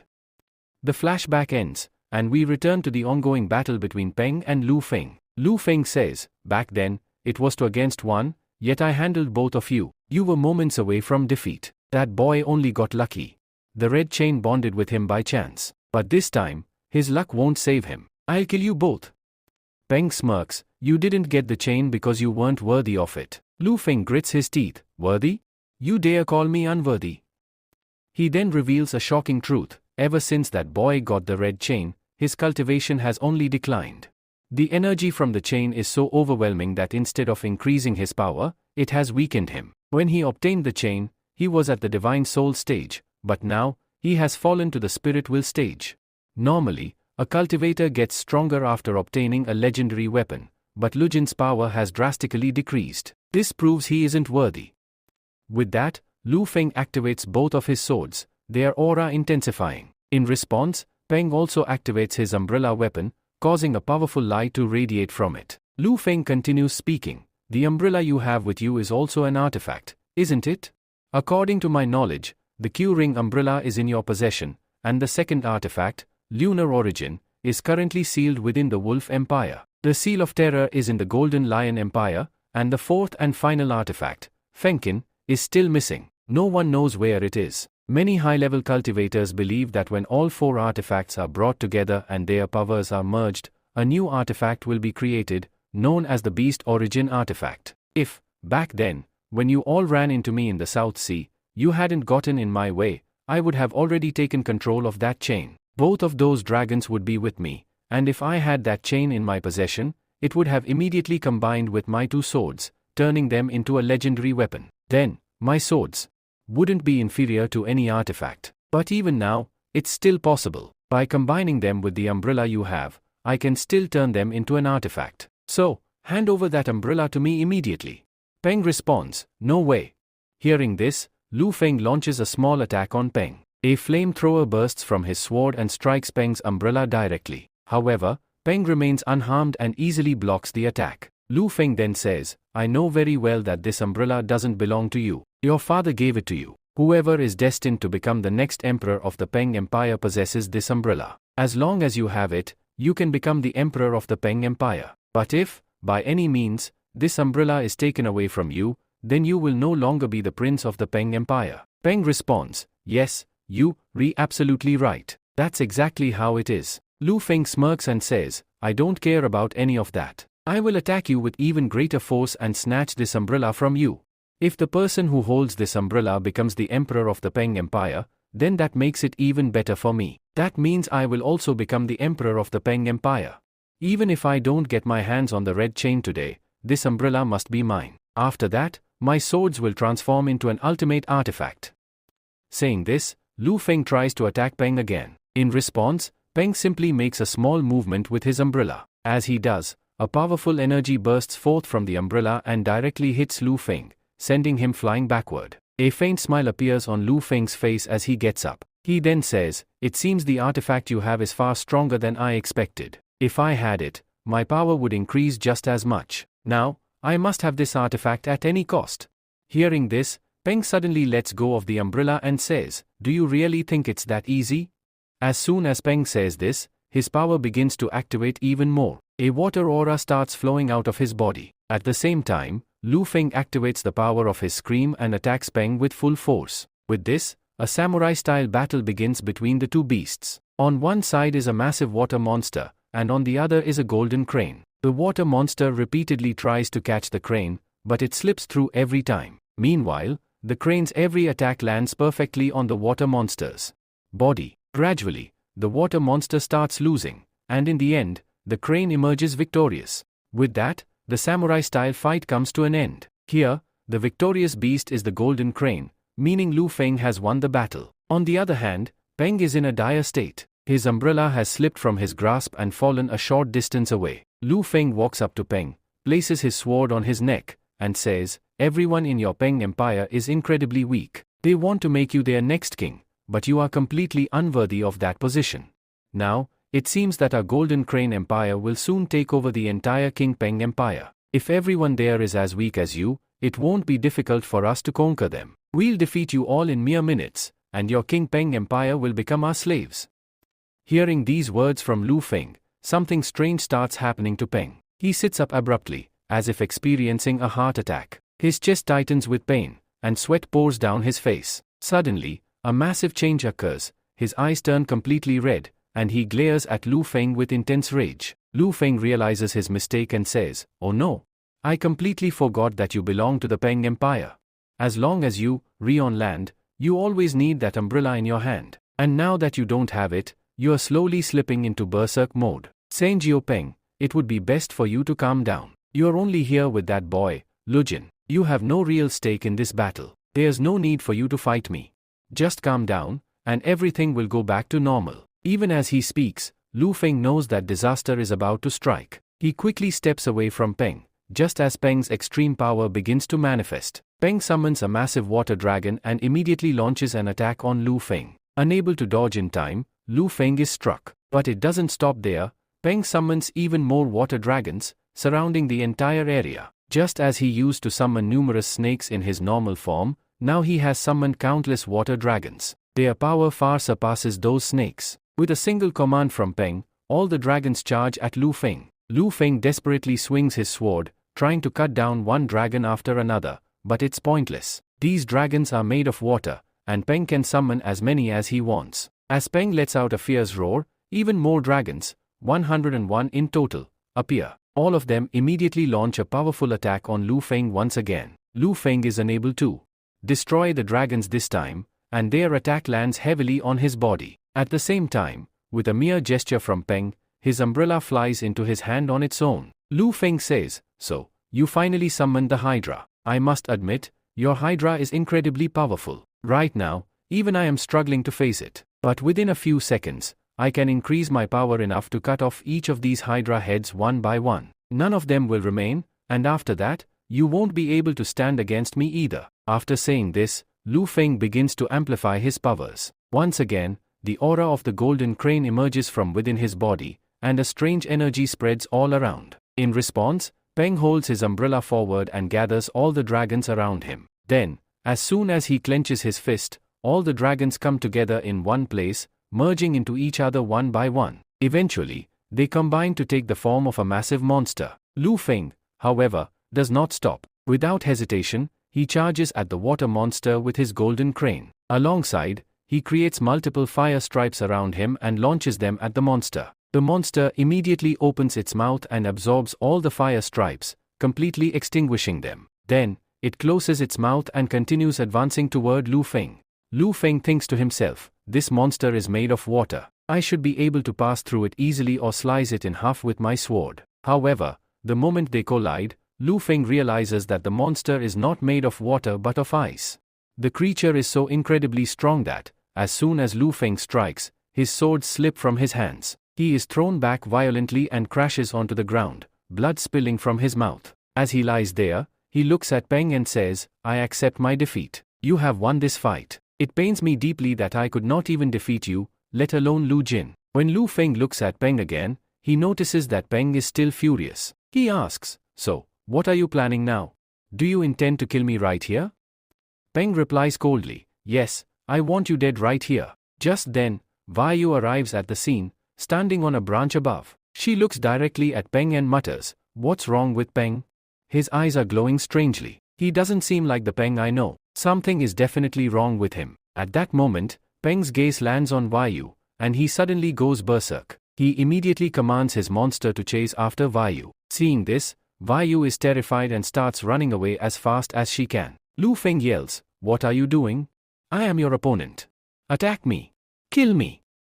At that moment, Vayu has a flashback. It's from the time when she had gone to Peng for help. During that meeting, she also encountered Peng's father, who told her more about the pill Peng had given her. He explained that the pill was connected to his son, and if she ever needed help, she could use it to summon him. Remembering this, Vayu quickly takes out the pill and starts speaking to Peng through it. She says, "Peng, look at me.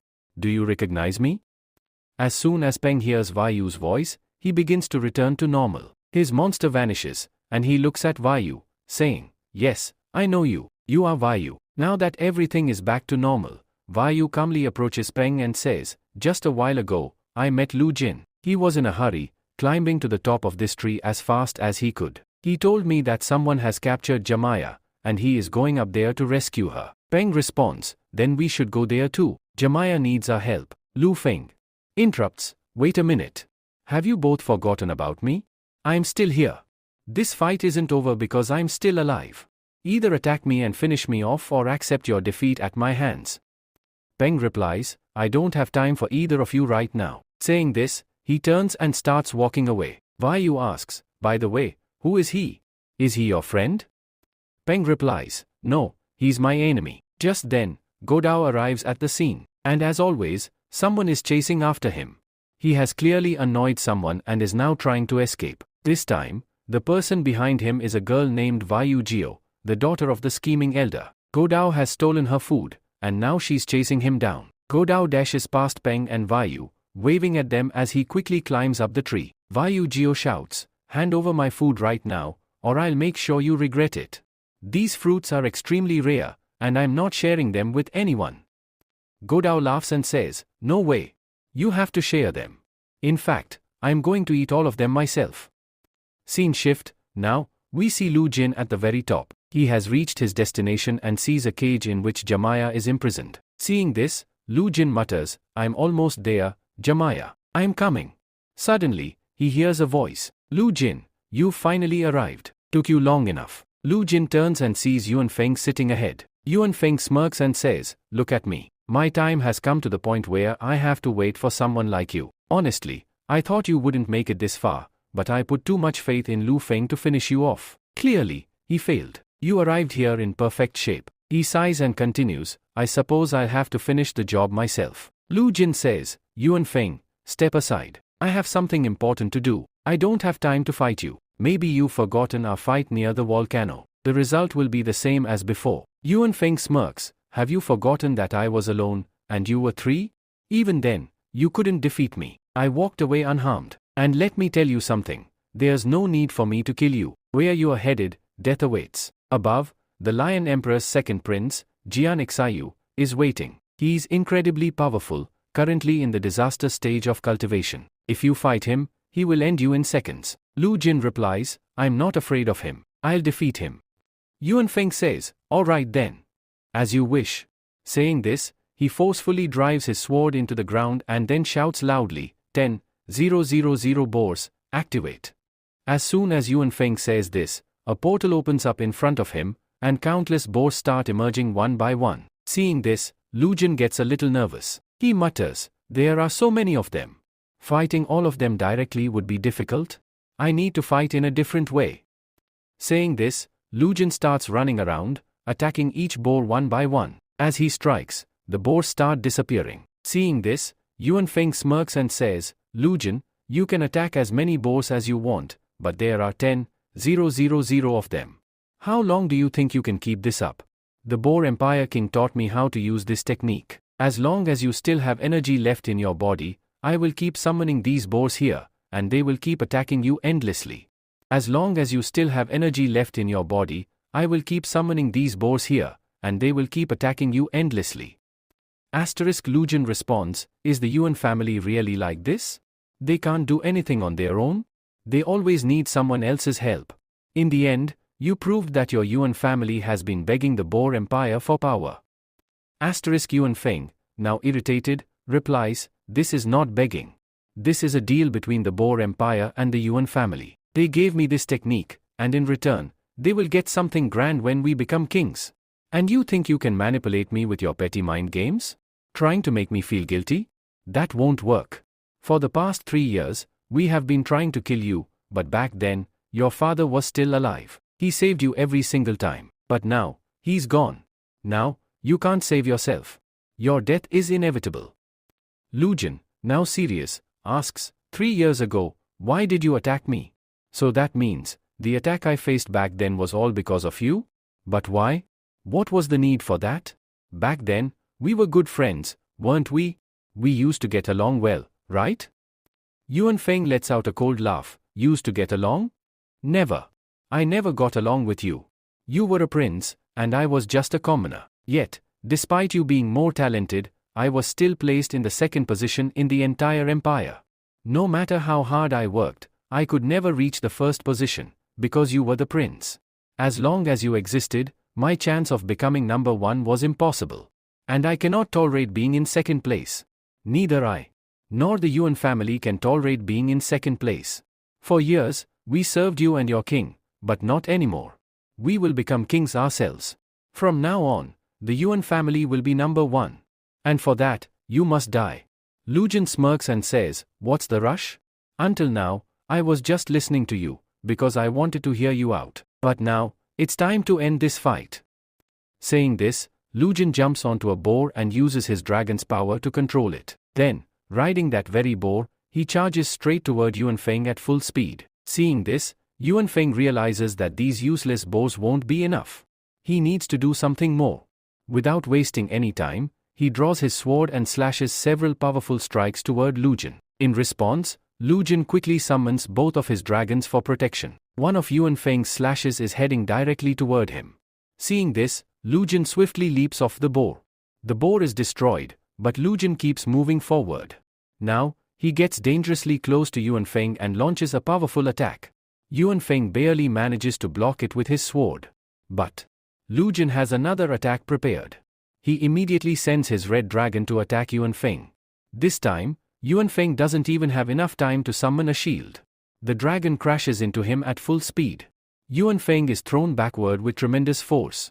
Lu Jin then walks up to him, raises his weapon over Yuan Feng's head, and declares, "You have lost this fight. I defeated you by riding your own boar. Now, accept your defeat."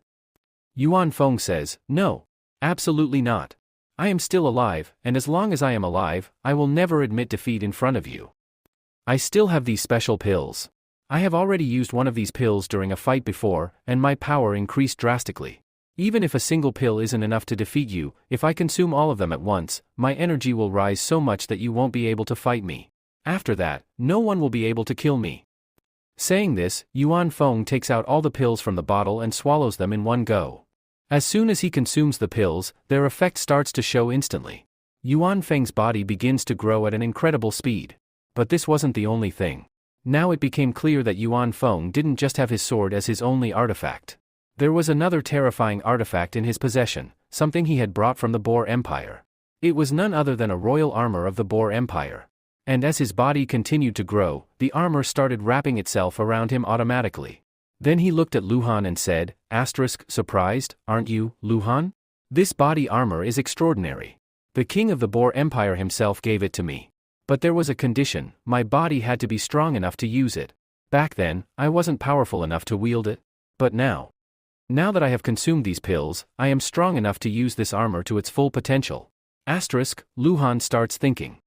This is bad. He has become far too powerful. Judging by his aura, he has surpassed even the disaster stage. Fighting him now will be extremely difficult. Yuan Feng smirks and says, "What's wrong? Are you scared just by looking at me? This armor makes me invincible.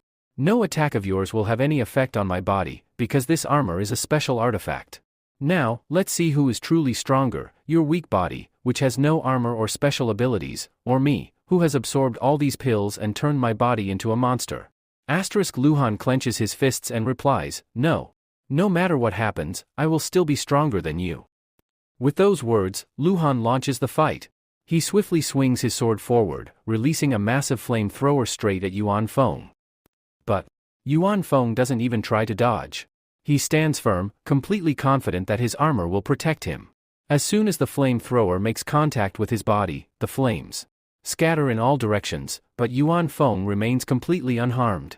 Seeing this, he smirks and then swings his sword at Lu Han with tremendous force.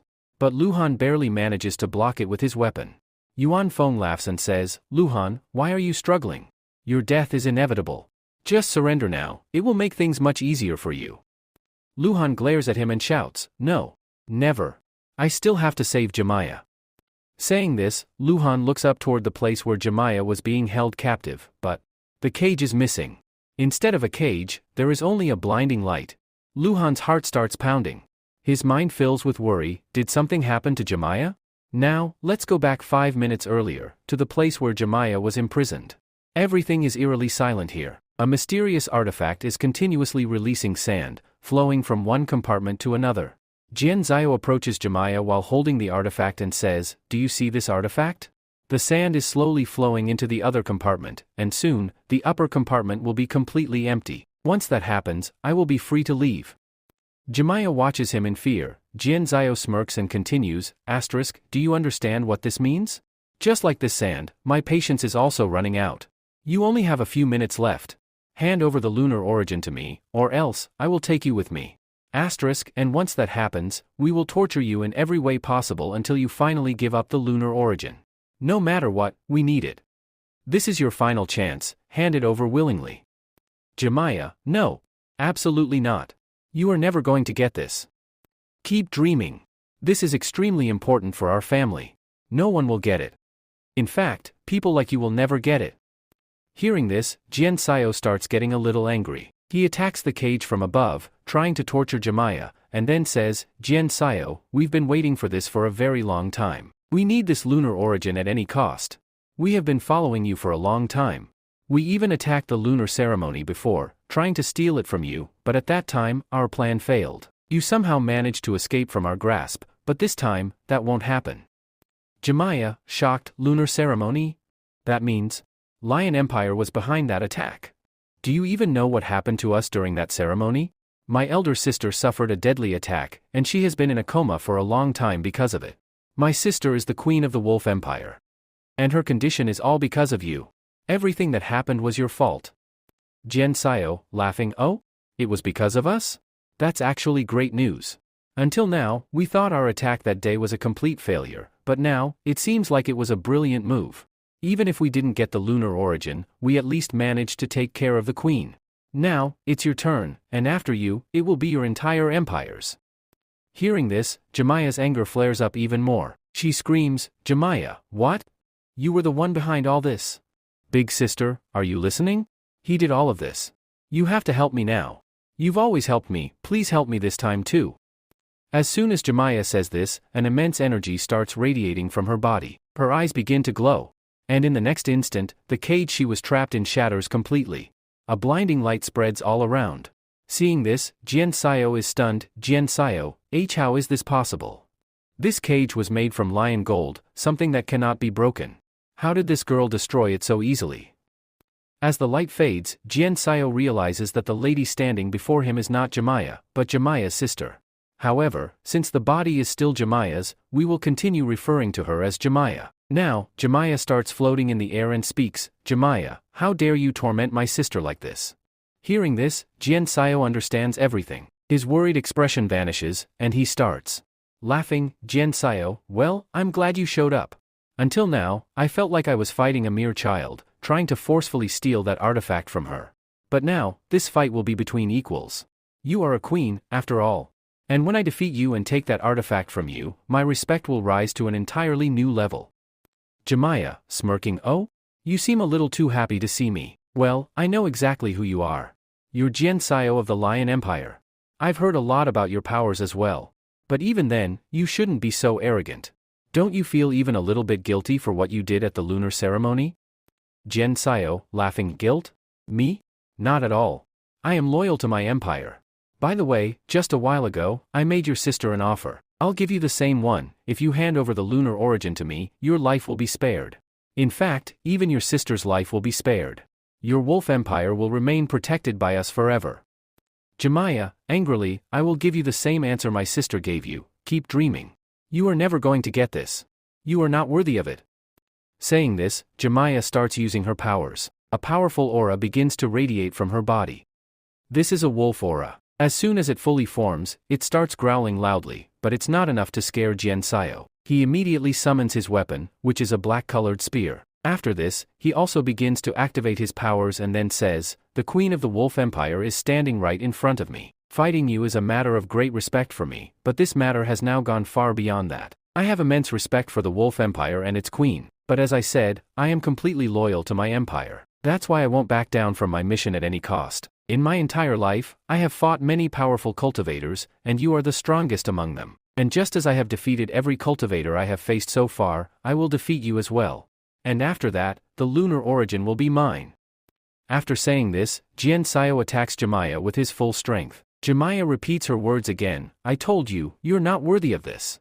Saying this, she sends her wolf forward. Jian Xiao sees the wolf charging toward him but doesn't panic at all. Instead, he throws his spear straight at the wolf. This spear carries immense power. It pierces right through the wolf's body, completely destroying the wolf aura. But even after that, the spear's power hasn't faded yet. Now, the spear is moving straight toward Jemiah. She is standing right behind the wolf, and Jian Xiao has thrown his spear in such a way that it will tear through the wolf's body and land directly on Jemiah. Seeing the spear coming toward her, Jemiah quickly raises her hand and forms a magnificent shield for protection. As soon as the spear hits the shield, it falls to the ground. At this moment, the spear doesn't have enough power to break Jamaya's shield. This shocks Jian Xiao a little. He exclaims, "How is this possible? This spear has never stopped after launching an attack. It has always completely destroyed its opponent." Jamaya responds, "Look carefully, this time, your opponent is different." With these words, Jamaya launches her next attack. A powerful energy ray emerges from her shield and strikes Jian Xiao directly. After this attack, Jian Xiao falls to the ground with a loud impact. Now, Jamaya begins to think, right now, my sister and I are sharing the same body. When I was attacked during the lunar ceremony, my body was completely destroyed. She has been in a deep coma ever since, and it will take a long time for her to recover. Until then, I am inside my sister's body. I can stay in this body, but I can't control it for too long. That's why I need to end this fight as quickly as possible. I also have to make sure that this body doesn't take too much damage. Because if it gets injured too much, it won't affect me much, but when my sister regains control of this body, it will be a big problem for her. Every injury this body suffers, she will feel its pain.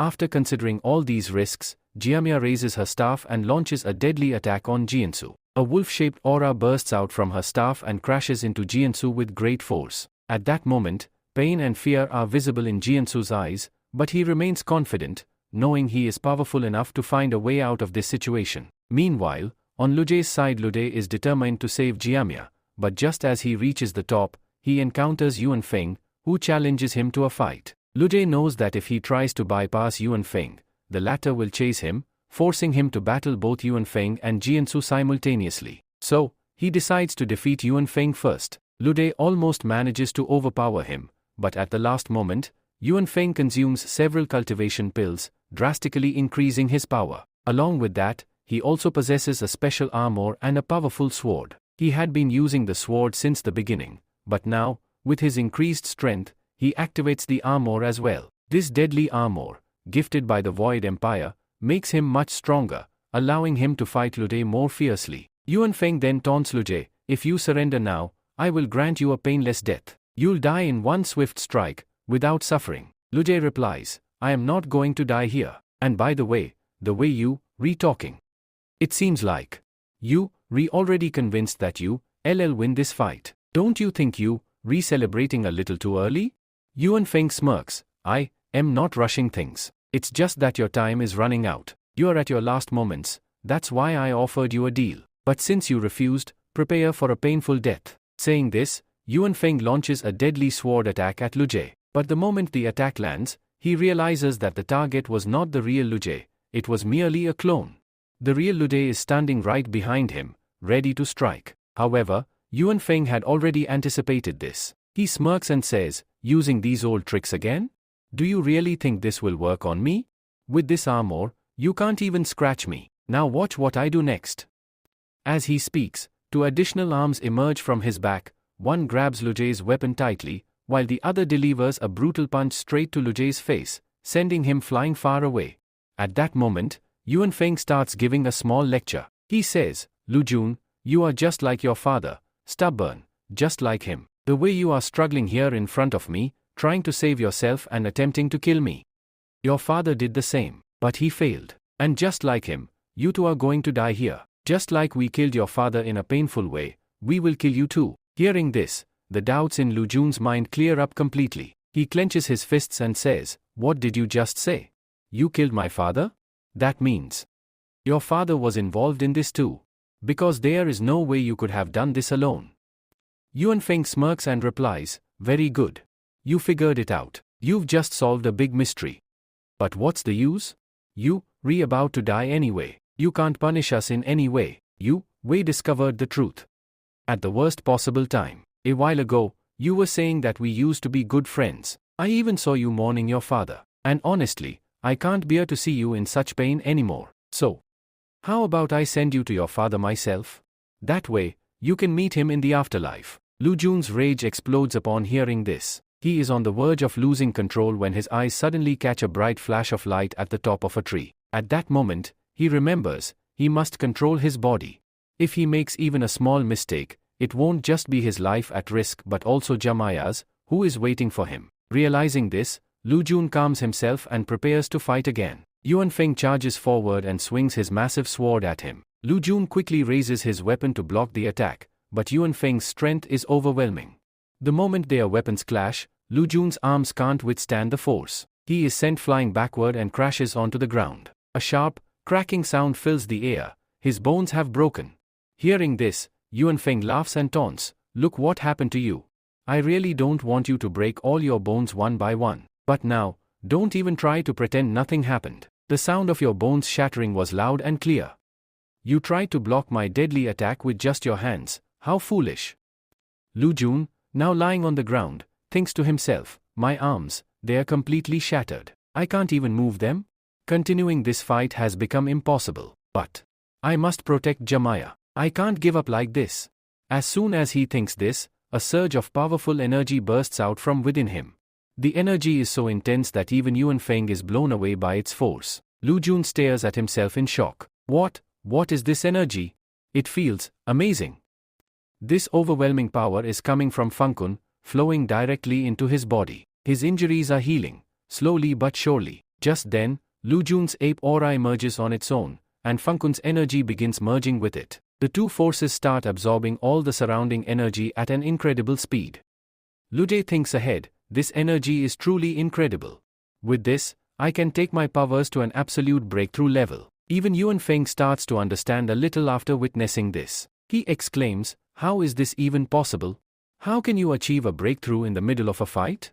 3 years ago, when you embarked on your journey, your cultivation was declining. But now, right in the middle of a battle, you breaking through. This is completely impossible. Your hands were broken, your body was severely damaged. In such a condition, no cultivator should be able to achieve a breakthrough." Yuan Feng glares at Lu Jie and adds, "It has to be because of that strange weapon of yours. I saw it. The energy is coming from within your weapon. Tell me, what exactly is it?" At that moment, 2 dragons emerge from Lu Jie's body and coil around the ape's hands, absorbing the energy. Seeing this, Lu Jie smirks and says, "Now I feel like my red chain has completely merged with Feng Kun." Yuan Feng, however, doesn't wait. He scoffs, "You, having a breakthrough here, but I won't stand idle. Before your breakthrough is complete, I'll attack and end you."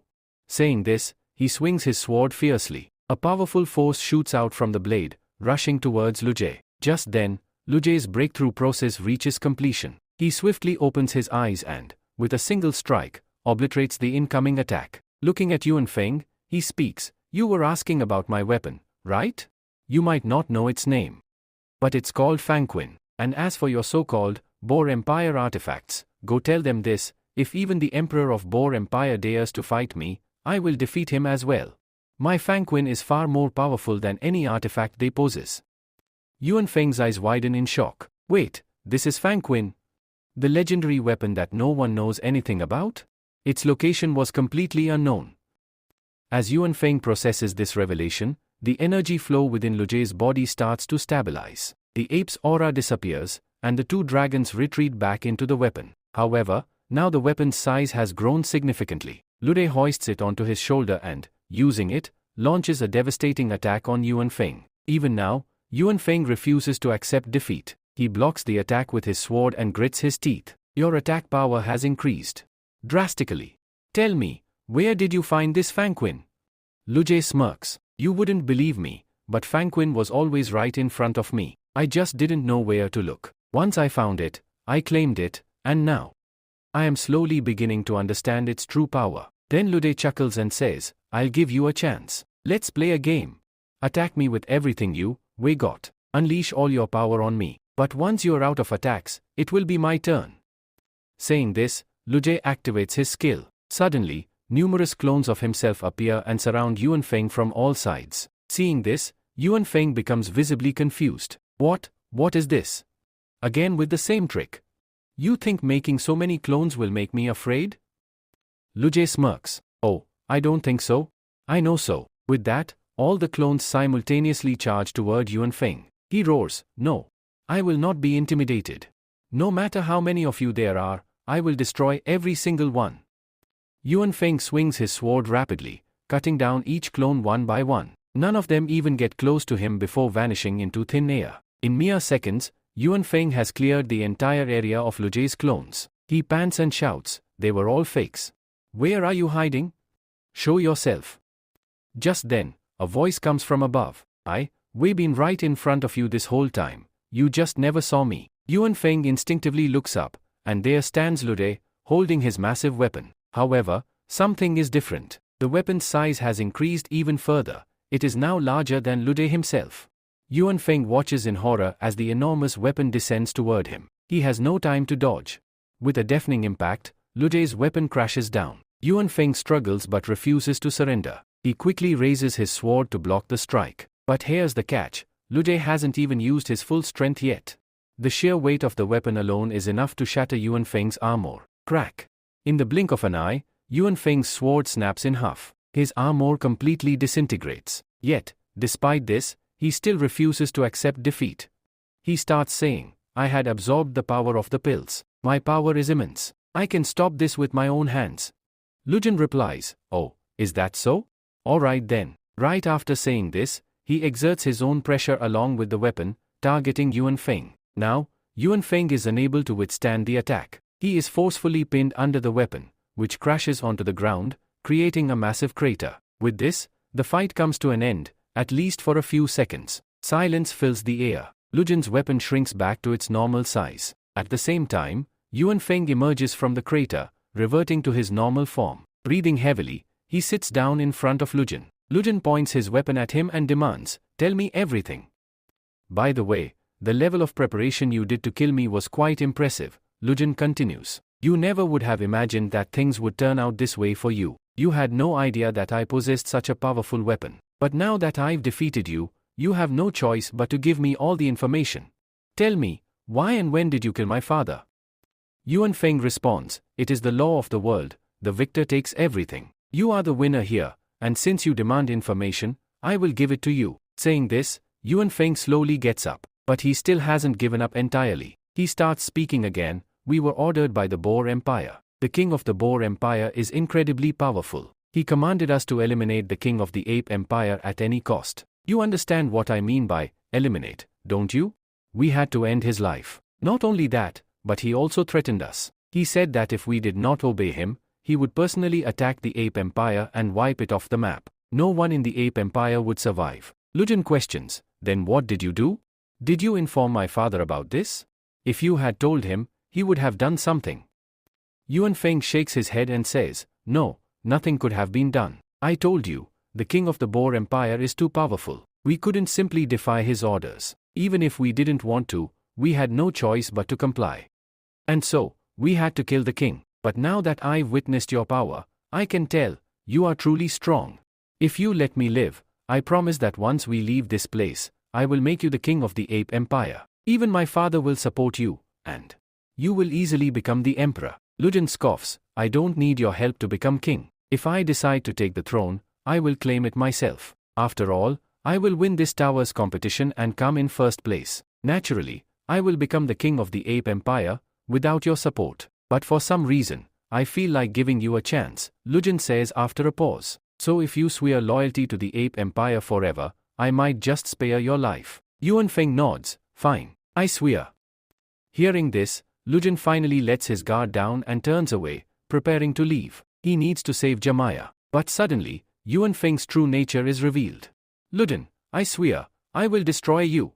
Yuan Feng shouts, Killing you is still more beneficial for me. Saying this, he summons dark arrows from his hands and shoots them at Lu Jin. But Lu Jin had anticipated this.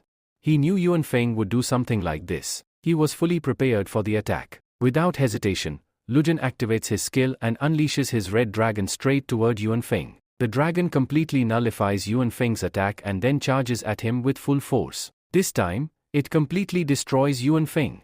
Yuan Feng's already weakened body is unable to endure the attack. He crashes onto the ground, lifeless. The battle is finally over. At that very moment, a girl named Yuzio enters the scene. She has no idea what happened during the fight. She doesn't know who attacked whom or why. All she sees is Lu Jin mercilessly attacking Yuan Feng and killing him. Witnessing this, she starts questioning Lu Jin. But Lu Jin has no time to answer. He quickly looks toward the top of the tower and spots two people fighting. Seeing this, he shouts loudly, Jamaya, hold on for a few more minutes.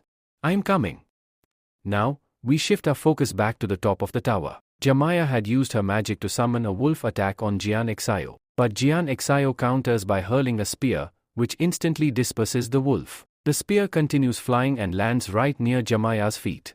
Jamaya starts thinking, I am completely exhausted. We controlled this body as much as I could, but now, even the damage is starting to show. I won't be able to maintain control for much longer. I need to finish this fight quickly. At that moment, Jian Xio approaches his spear, picks it up, and says, this fight is about to end. You do know what I want, right? I want the lunar origin. We already have the Seal of Terra, an artifact in itself. If we acquire this second artifact, we can merge them and create an even greater one. Right now, in this world, most empires possess only a single artifact. But if we have two, our power will surpass everyone else's. He smirks and continues, remember this well, everything happening to you is your fault. Because of your stubbornness, I had no choice but to do this. Otherwise, I would have resolved things peacefully. Saying this, Jian Xio lunges toward Jamaya. Jamaya clenches her fists and declares, no matter what happens, this fight is not over. You will never get the lunar origin. As she speaks, she quickly conjures a shield in front of her. The moment it forms, Jian Xio's spear slams into it with immense force. The impact is similar to before but slightly different this time. The shield doesn't shatter upon the first strike, but it has weakened significantly. Jian Xio notices this immediately and doesn't hold back. He relentlessly strikes the shield again and again, aiming to break through. While attacking, he taunts Jamaya, once my father gets both artifacts, he'll be very pleased. Our first target will be the Wolf Empire, we will wipe them out completely. Do you know why we chose to attack them first? Because you refused to give us the artifact willingly. Yes, I took it from you, but since you didn't hand it over yourself, you won't get any protection. Jian Xio smirks, the offers I made earlier? They are still valid, but there's only one condition, you must give us the lunar origin. Jamaya glares at him and responds coldly, our answer remains the same, keep dreaming. You will never get it. How long do you plan to waste my time by asking the same question over and over? Jian says, oh, so that's how it is? After saying this, he launches his final attack on the shield. This time, the spear pierces through the shield. As a result, Jamaya's condition worsens significantly. She collapses to the ground, struggling with all her might to keep the shield intact. She starts thinking, my time is about to end. My body's energy is completely depleted. I can't shoot any more attacks. Is this really the end? Are we going to lose this fight? At the very least, she has to save her sister. Should I surrender to him? Negative thoughts cloud her mind, weakening the shield even further. Jian Xio's plan is working perfectly. Then, when another spear strikes the shield, it shatters like glass. The spear moves straight toward her neck, just about to slice it. Suddenly, a bright light falls between them, separating Jian Xio and Jamaya. Jamaya's life is saved, but Jian Xio is furious. He growls, who dares to interfere in my fight? As the light fades, he sees someone standing in front of him, Liuzhen. Jian Xio steps forward and asks, kid, who are you? Liuzhen replies, I'm no kid. I am Liuzhen, the prince of the Ape Empire. Hearing this, Jamaya feels relieved and reassured that someone has come to help. She looks at Liuzhen and says, so you are Liuzhen? Liuzhen is taken aback. He looks at Jamaya and asks, do you really not recognize me? You, re-speaking as if we, re-meeting for the first time. Just then, Lancio steps in and scoffs, I never had much hope for that fool Yuan Feng. I never thought he could stop you. Seriously, everyone here except me is trash. None of them can complete their tasks properly. But whatever, I'll finish this myself. He turns to Liuzhen and continues, listen, kid, I don't want to drag you into this fight. You belong to the Ape Empire, so focus on your own goals. Win this competition and claim first place. I know how important that is to you. Once I leave this place, no one will be able to stop you from getting first place. You have no idea who I am, so stay out of this fight. Liuzhen replies, I have no interest in knowing who you are. The only thing that matters to me is that you tried to hurt my friend. And that alone is enough reason for me to punish you. You deserve a proper punishment. Get ready to die. I will not allow anyone to harm my friends. After saying this, Liuzhen slams his weapon into the ground. Instantly, electricity spreads through the earth, and moments later, countless dragons emerge from beneath. They charge at Jian Xio, attacking him from all sides. Jian Xio smirks and says, do you really think these cheap tricks can stop me? This is pointless. It might waste my time, but it won't defeat me. Saying this, Jian Seo swings his spear and launches a powerful attack at the dragons. Meanwhile, Jemiah rushes to Liu Zhen and says, Liu Zhen, look here. Liu Zhen replies, not now. Let me focus on this fight. If I don't defeat him now, he will destroy all these dragons and come after me. Then, we will lose this fight. Jemiah insists, no. Look at me first. I am a queen. You can't ignore me like this. Saying this, she forcefully turns Liu Zhen toward her. Liu Zhen looks at her and says, you, a queen? But you just said something else earlier. As he looks into her eyes, he notices something unusual. He realizes that something is off. This isn't the Jemiah he knows. Jemiah smiles and says, yes, you're right. I am not Jemiah. I am her elder sister. My real body is in a coma, so I took control of this one to protect my sister. She continues, I trust you completely, and so does Jemiah. You can't win this fight directly, so take this lunar origin. I am giving it to you temporarily. Liu Zhen looks confused and says, wait a minute. If your soul is controlling Jemiah's body, then where is Jemiah right now? Jemiah sighs and says, my time is up. As she speaks, the extra layers of clothing and the cursed mask on her face disappear. She returns to her normal form. There's no need to zoom in. She's still wearing clothes. It's just that the additional garments that appeared on her body have vanished. She also loses consciousness. Liu Zhen quickly catches her and realizes that the Jemiah in front of him is now the original one. Her soul has returned to her own body. By the time Liu Zhen processes everything, Jian Seo has already destroyed all the dragons. He used his spear to obliterate them. Now, he turns toward Liu Zhen and says, your attack was completely useless. I destroyed all your dragons. So, how about we settle this fight one-on-one? Liu Zhen gently lays Jemiah against a tree and promises her, I swear, I will not break the trust you have placed in me. Then, he turns back to face Jian Seo. Jian Seo smirks and says, I saw that girl give you the lunar origin. I never expected her to. Just hand it over to someone. If she gave it to you, that means she trusts you completely. He narrows his eyes and adds, now is the time for you to break that trust. If you do, you will receive a great reward. The offer I gave her, I am now offering it to you. If you hand over the lunar origin, your life will be spared. You can continue being the prince of the Ape Empire. Not only that, but we will also ensure the protection of your empire. Before waiting for a response, Jian Seo lunges forward and attacks with his spear. Liu Zhen blocks the attack with his weapon. Their powers are equal, and both are pushed back. Jian Seo chuckles, it looks like you just had a breakthrough. You've entered the disaster stage of cultivation. That's impressive. But even with that, you still can't defeat me. Even if you, were grown stronger, you are far weaker than me. Now, let me show you a glimpse of my power.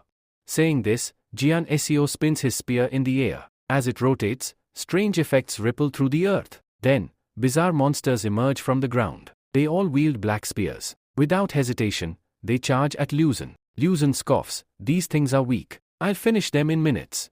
He swings his weapon and attacks them. As expected, they are incredibly weak. Liu Zhen destroys them all in a single strike. He smirks and says, maybe I overestimated them. I said minutes, but it took me less than 10 seconds. Jian Seo says, actually, that wasn't even my real move. I never intended for these monsters to kill you. In reality, these monsters were created only to die. You, just like your father. Neither of you has any foresight at all.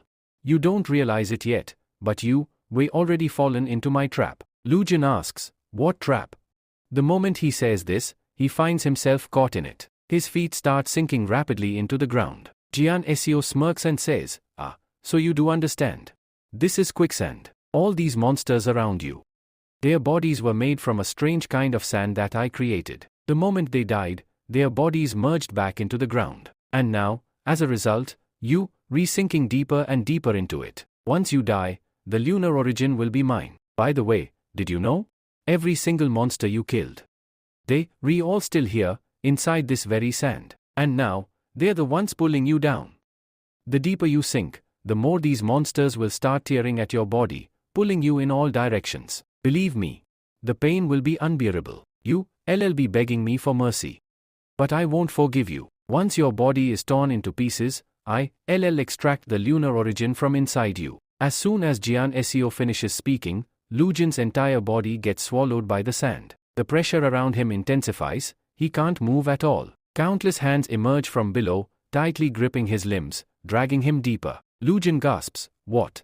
What's happening? I can't move. How am I supposed to escape?" Just then, help arrives. A glowing moonlight appears before Lu Jin. It reminds him of the lunar origin that Jamaya had given him. Suddenly, an intense light spreads across the area. The monstrous hands holding him begin to loosen their grip. As the light draws closer, the hands retreat. Finally, as the light reaches Lu Jin, it takes the shape of a majestic wolf. At the same time, Lu Jin's own body starts glowing with the same radiant energy. Meanwhile, outside, Jian Seo, who is with the unconscious Jamaya, says smugly, "Look at this. My sand artifact is nearly empty. Just a few more minutes, and my escape route will open. And in those same few minutes, that boy will die. Everything is happening exactly on schedule. Once he dies and I leave, my mission will be complete. Honestly, I don't even need you anymore. Your queen is dead. So how about I end you as well? Your sister was protecting you, that boy was protecting you. But now, there's no one left to save you." Just as Jian Seo finishes his sentence, a blinding light bursts out from the quicksand pit. From within that radiant glow, a figure emerges. It's Lu Jin. The moon still shines brightly behind him. As he steps out, he declares, "Don't think I am alone. I, Lu Jin, have returned."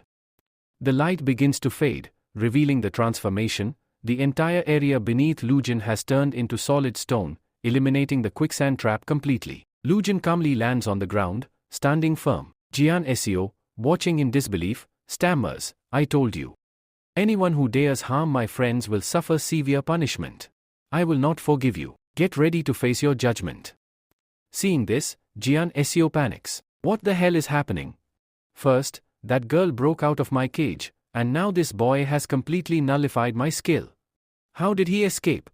In just one day, both of my strongest abilities, once no one has ever survived before, have been rendered useless. No. It seems this boy has finally figured out how to harness the power of the lunar origin. Before he understands it even more, I must eliminate him. Here, Lu Jin is lost in his own thoughts. He starts thinking, "At this moment, I can feel a strange sensation within my body. It feels like a cold energy has entered me. Maybe this is because of the lunar origin. My Fang Coal is also absorbing the power of the lunar origin." Just then, Jian Xio speaks, "Don't get too excited. The fact that you managed to come out of it is solely because of the lunar origin. But you have no idea how to use it properly. You won't be able to stand against me. Why are you getting yourself involved in this pointless mess? Hand over the lunar origin to me, and you, will be granted a magnificent kingdom for free. If you support me, you could even become the king of multiple empires, not just the Ape Empire." Lu Jin replies, "I told Yuan Fang the same thing, and now I'll tell you as well. I don't need your support or anyone else's to become a king. I can do it on my own." Jian Xio smirks, "Oh really? You think you can become a king all by yourself? Have you forgotten about the king of the Boer Empire? Do you even realize how powerful he is? Recently, there have been rumors that the Boer Empire's king has taken a special interest in the Ape Empire. Mark my words, even if you become a king, you won't hold that position for long." Lu Jin firmly responds, "How I maintain my position is for me to decide. The lunar origin belongs to the Wolf Empire, and I made a promise to the Wolf Empire's queen that I will protect it and the empire at all costs. Since I am a prince, I cannot break my promise under any circumstances." Hearing this, Jian Xio tries to manipulate Lu Jin again. He taunts him, ***, "Do you even realize who you, fighting against? You, like a clueless monkey fighting in a straight line. There is no real face-off between us, you are destined to lose. And do you really think our only goal is to obtain the lunar origin? No.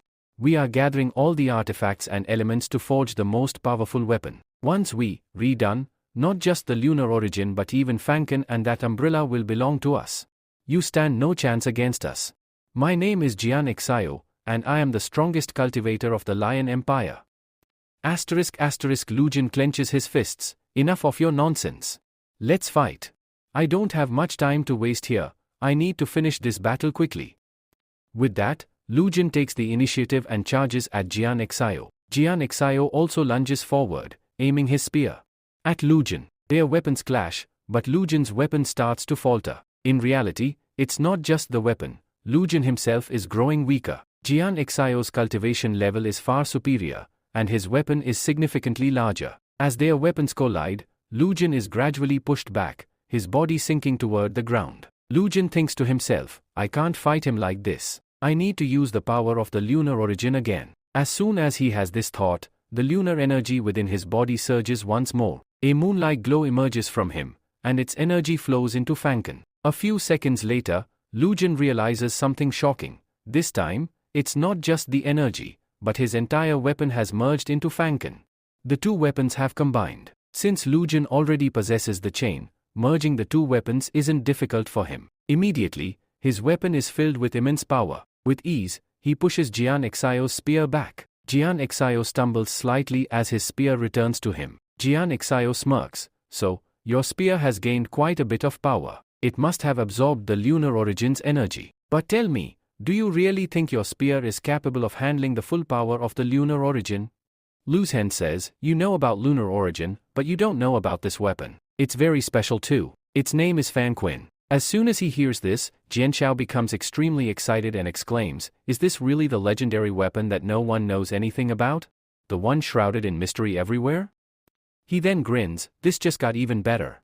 I managed to get 2 artifacts in one mission. Now, I want both of them. Boys, hand them over to me immediately.